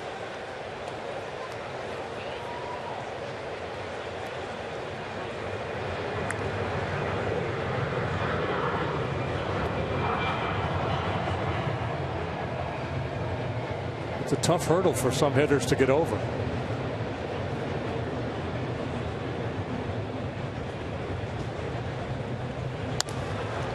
Fly to right.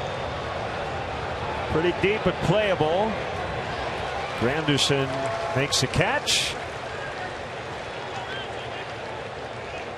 Baxter retired. The Cleveland Indians have just swept a 4-game series over the Tampa Rays. Cleveland starting pitchers in the first 3 games of that series were all perfect through 5 innings. Today, Corey Kluber pitched. I don't know what his line was through 5, but he punched out 14 in 8 innings. Matt Moore making his return from the disabled list, went 4 2/3, allowed 4 runs. So the Tribe, they're one of those teams. You're talking about buyers and sellers at the trade deadline. They're 4 games under 500 now.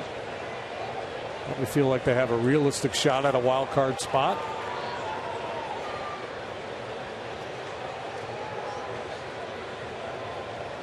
There goes Coughlin.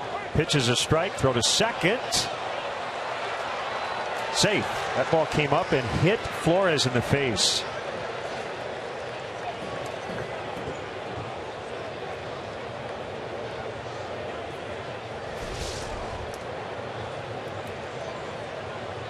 Had nice lead measured. Now off the heel of the glove and right up into a mug there, Flores.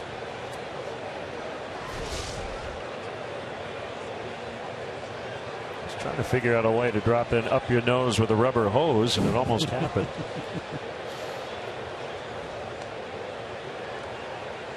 So runner at second and a strike on Denorfia. Now 1-1. It's probably some personality test you can take with whatever sweat hog you most identify with. That tells a lot about you. Or whatever character. Pirates going for the sweep today, leading at Detroit 4-0 in the bottom of the 7th. 21 hits last night and a 9-3 win.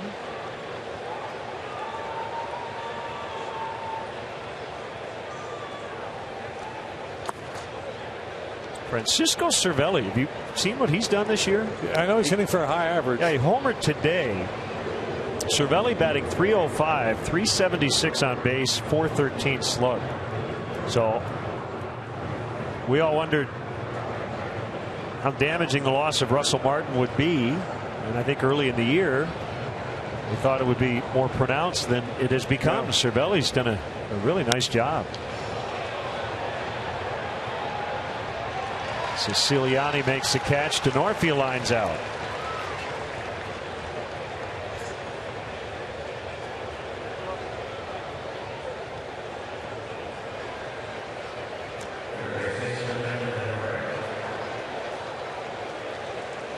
Andrew McCutcheon's hitting .292. Yeah. Remember when everybody wondered what in the world was wrong with him? What's wrong with Kutch? Biggest swing of this game was Herrera's 2-run homer, and they're going to walk him now. They don't want a piece of him. Well, Jake Arrieta's on deck as well. Herrera has knocked in 3. Sack bunt in the second. He's just grinning from ear to ear. I think Laz is getting in his head a little bit, saying, they're really going to intentionally walk you?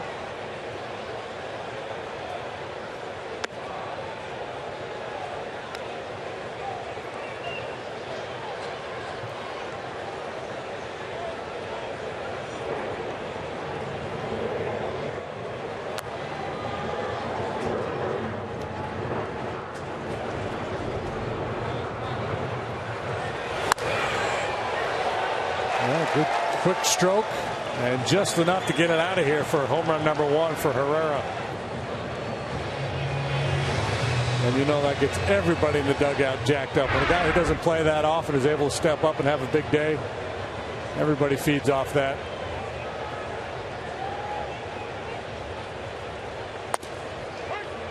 Strike on Arrieta. About an 8th inning at bat for a starting pitcher. That's usually a very good thing.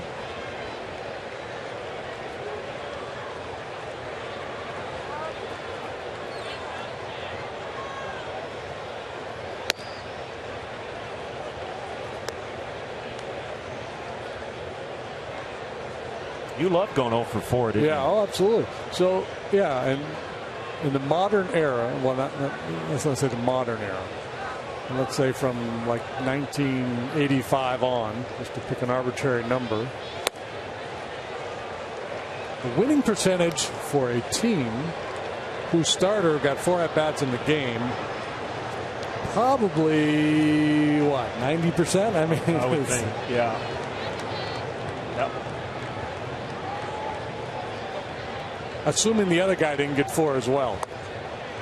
Well, yeah, at the very least, if you're batting 8th or 9th, and 99% of the cases over that stretch, it would be 9th.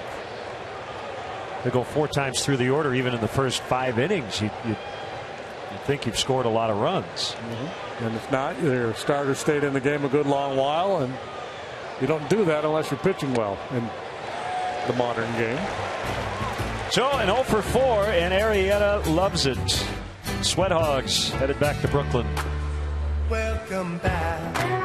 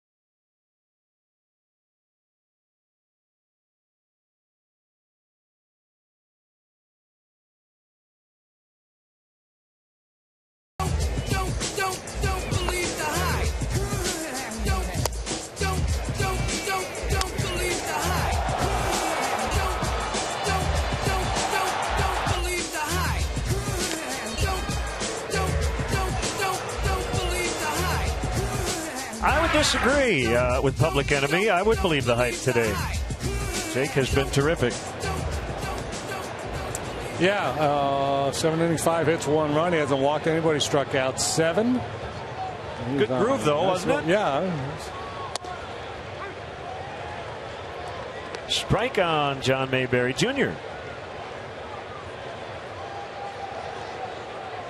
So the last 2 starts plus so far today, 23 innings, 2 runs allowed by Herrera. Speaking of all-stars, he's making a pretty strong case. First half this year coupled with what he did last year. Looks like a duck and walks like a duck. Castro gobbles it up. Jake needs a win just to keep Jason Mott in the rearview mirror. Mott's got 6 wins. Arrieta looking for his 8th. Jason 6-1 in relief with 3 saves.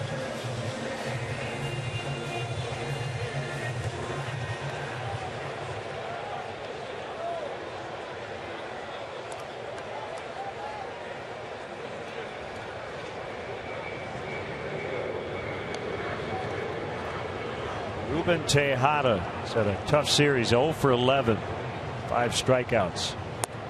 Yeah, and fans have been getting on him pretty good here. Yeah, 2 for his last 33 as well. That's Alex Torres, left-hander up in the Mets bullpen. Kind of interesting that the fans would blame their offensive woes on Tejada, a guy who's not expected to do much with the bat. Defensive first shortstop. Scott Lindholm checks in on Twitter.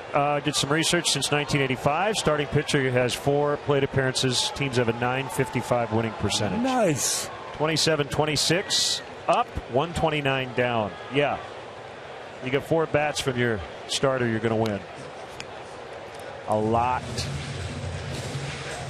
If you're looking for a number that indicates excellence for a pitcher, don't look at his ERA or his strikeouts or his innings pitched. Look at how many at bats he gets in a game.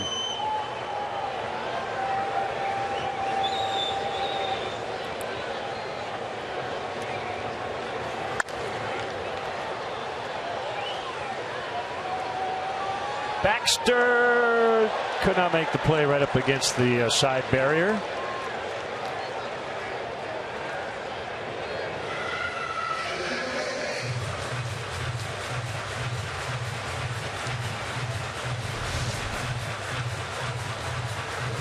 Keeping a keen eye on it as it slices away from him and off the top of that little barrier.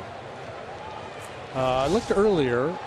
Arrieta, while with Baltimore, pitching over in the Bronx at Yankee Stadium, had a 2.49 ERA there.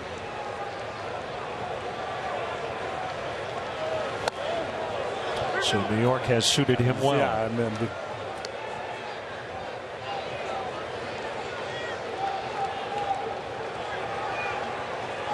dandy he pitched here last year, and it just got me thinking, well, I wonder how he did across town.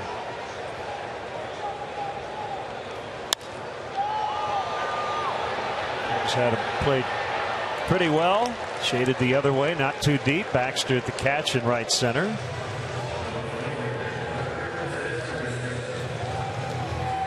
Two outs here in the 8th. Great work as always by our WGN Sports crew. Mark Brady, Skip Ellison, Tamara Anderson. Good job, Mr. Brady, picking out the New York tunage. Thanks to our viewers for all the great suggestions in this series. Couldn't get to all of them, but many. Still waiting to hear the sidewalks of New York. No, man, I got like 2 of mine. Crushed.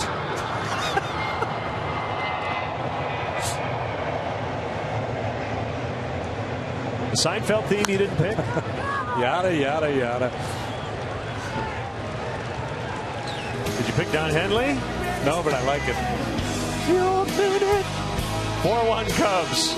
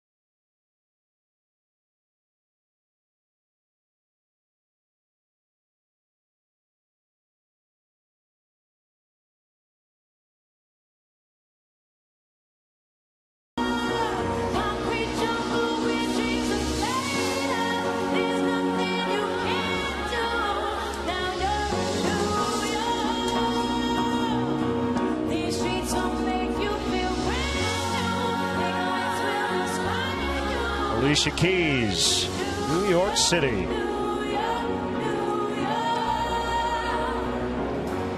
By the way, the fly ball to Baxter off the bat of Tejada, the only put out by a Cubs outfielder in this game. And some lineouts on the infield. Jake Arrieta, by and large, has been in complete control. Here's Alex Torres, who made history last year with San Diego. He wore the new padded cap. They have reconfigured it so the padding is now on the outside of the cap. And he's now with a different team, the Mets. We saw him at Wrigley Field earlier this season. First look at him in this series. We've seen the other left-hander, Gil Martin, a couple of times. And like Gil Martin, Torres has a very good changeup. He has struggled with his control this year. Well, he struggled with his control throughout his career.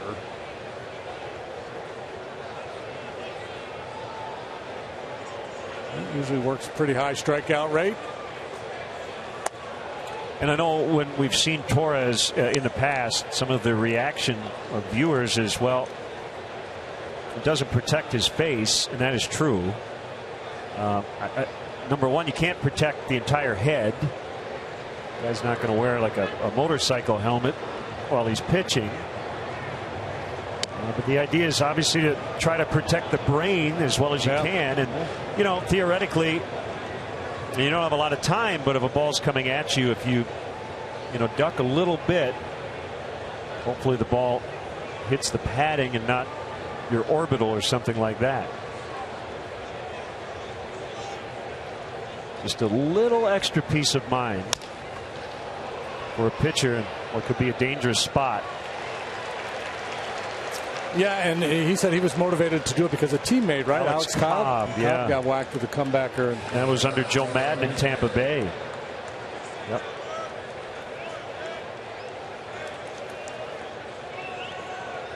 Justin Grimm and Travis Wood. See, I think guys like Torres are really important, and I have no idea if it's going to catch on. And if a lot more guys will wear it. There's somebody I want to say with the White Sox who was going to wear it. It might be on the DL. But if it does catch on, you need one or two guys to do it and have people maybe roll their eyes because it looks funny. But just decide that it's about function. It's not about fashion. I don't care what people say. And this is important to do because safety first. Probably most importantly for kids, right? Sure. If kids see a big leaguer do it, they may be more willing to do it. Of course, I guess in kids' leagues, if the league wanted to implement it, they could just say, here's the deal, we're going to wear this.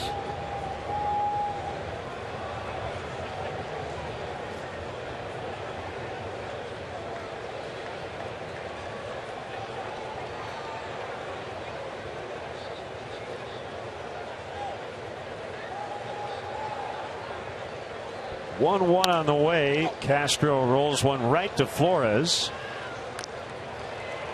Dan Jennings either has worn one or is planning to. Will Jake Arrieta come back out for the ninth? 98 pitches right now. He's not labored very much. Yeah, he looks like he's coming back out.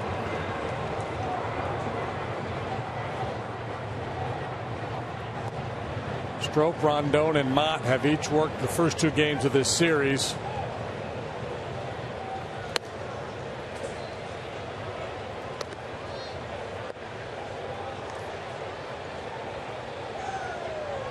I would think Madden would send him back out there.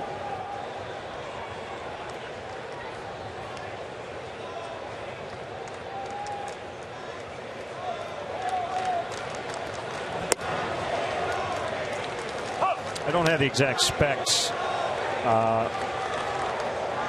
One fan wondering how much that padded covering weighs, and I think that they've tried to make it as light as possible. Try not to affect a pitcher, although it's got to feel weird at first. As we talk about that, Rizzo knocked down. And no intent there. That was an off-speed pitch that got away from Torres. Still not any fun if you're the hitter and you see the ball come up around your head. It was a breaking pitch, so he just didn't finish.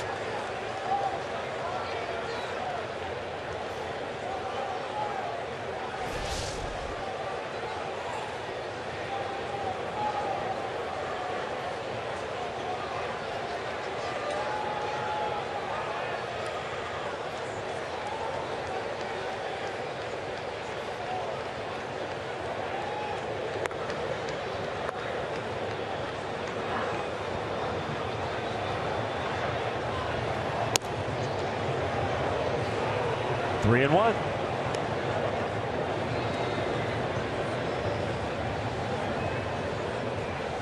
Red Kid did a nice job. 2 2/3 scoreless. Did not allow any hits. Walked a couple, struck out 3.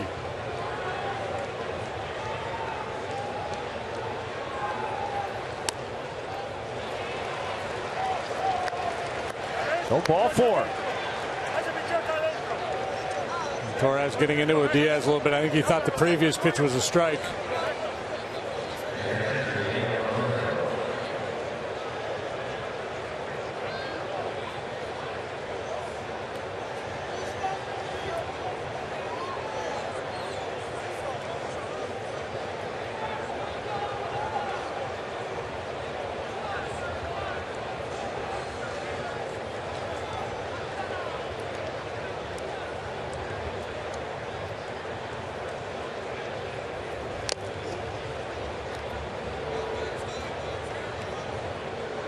One strike.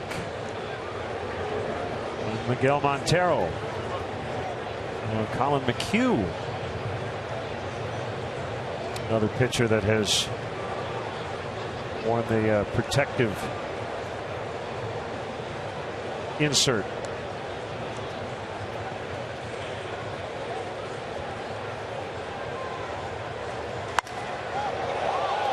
In the air to deep right. Granderson back to the warning track. That ball is gone. A 2-run homer. It's 6-1.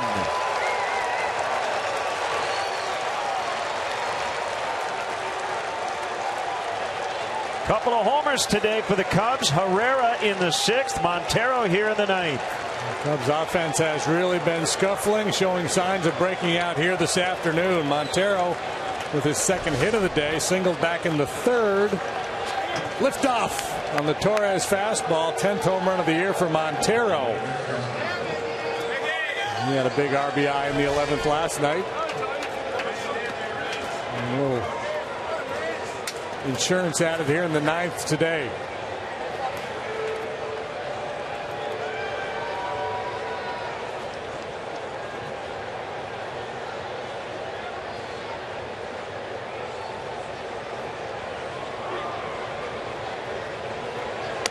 What was happening with 2 outs?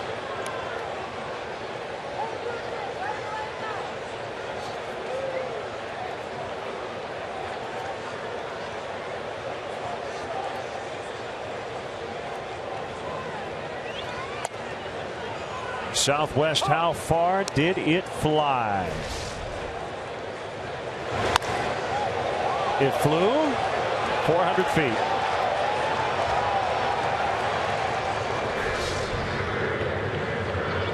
The 1-1 in the dirt.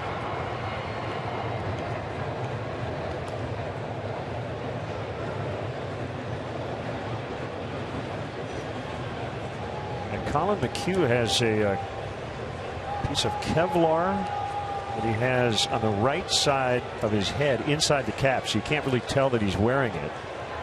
So after his follow through, that gives him a little extra protection up there.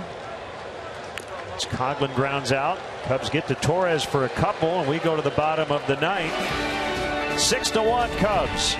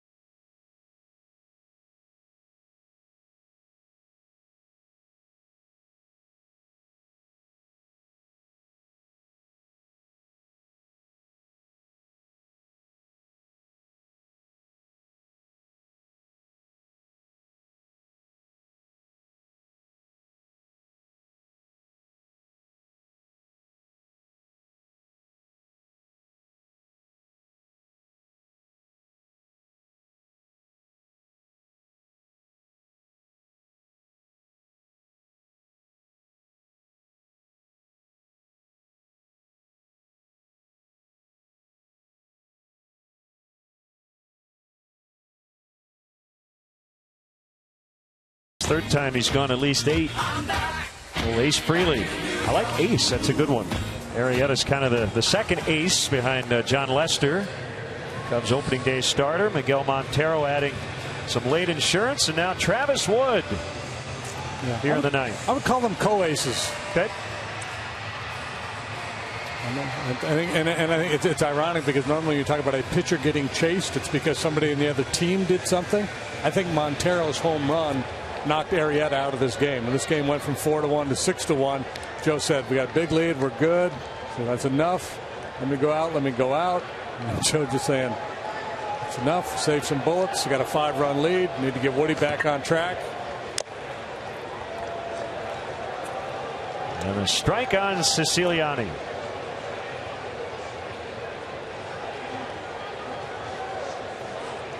The way he was going along, if it was a 3-run lead, Arrieta's still pitching.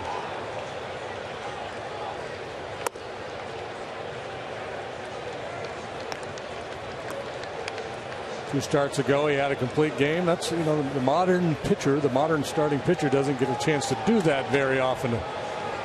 Be out there at the end of the game for the handshake line on the mound. Right back to the pitcher. 1 out.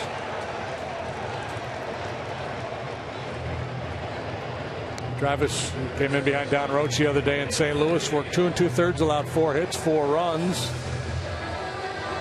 Walked 4, struck out 3.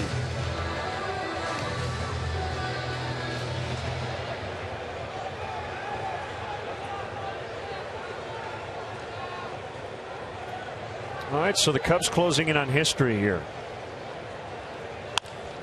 As Murphy sends one in the air out into shallow left. Castro wanted it, but Coghlan will get it as it just carried a little too far for the Cubs shortstop. So an out away from a perfect season series, 7-0 against the Mets. This would be the 4th time in Cubs history in which they have swept a season series against an opponent of at least 5 games. 1876, 1885, 2008, and now 2015. Foul tip, strike 1 on Duda. Most of these games against the Mets this year have been close ones. This one was for a while. And a comfortable 5-run lead. We're 1 out to get. Strike 2.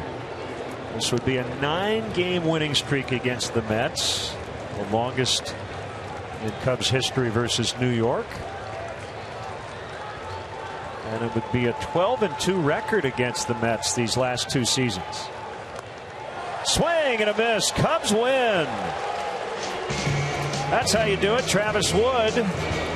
And it was a magical series. The Cubs pitching gave up 1 run in the 3 games.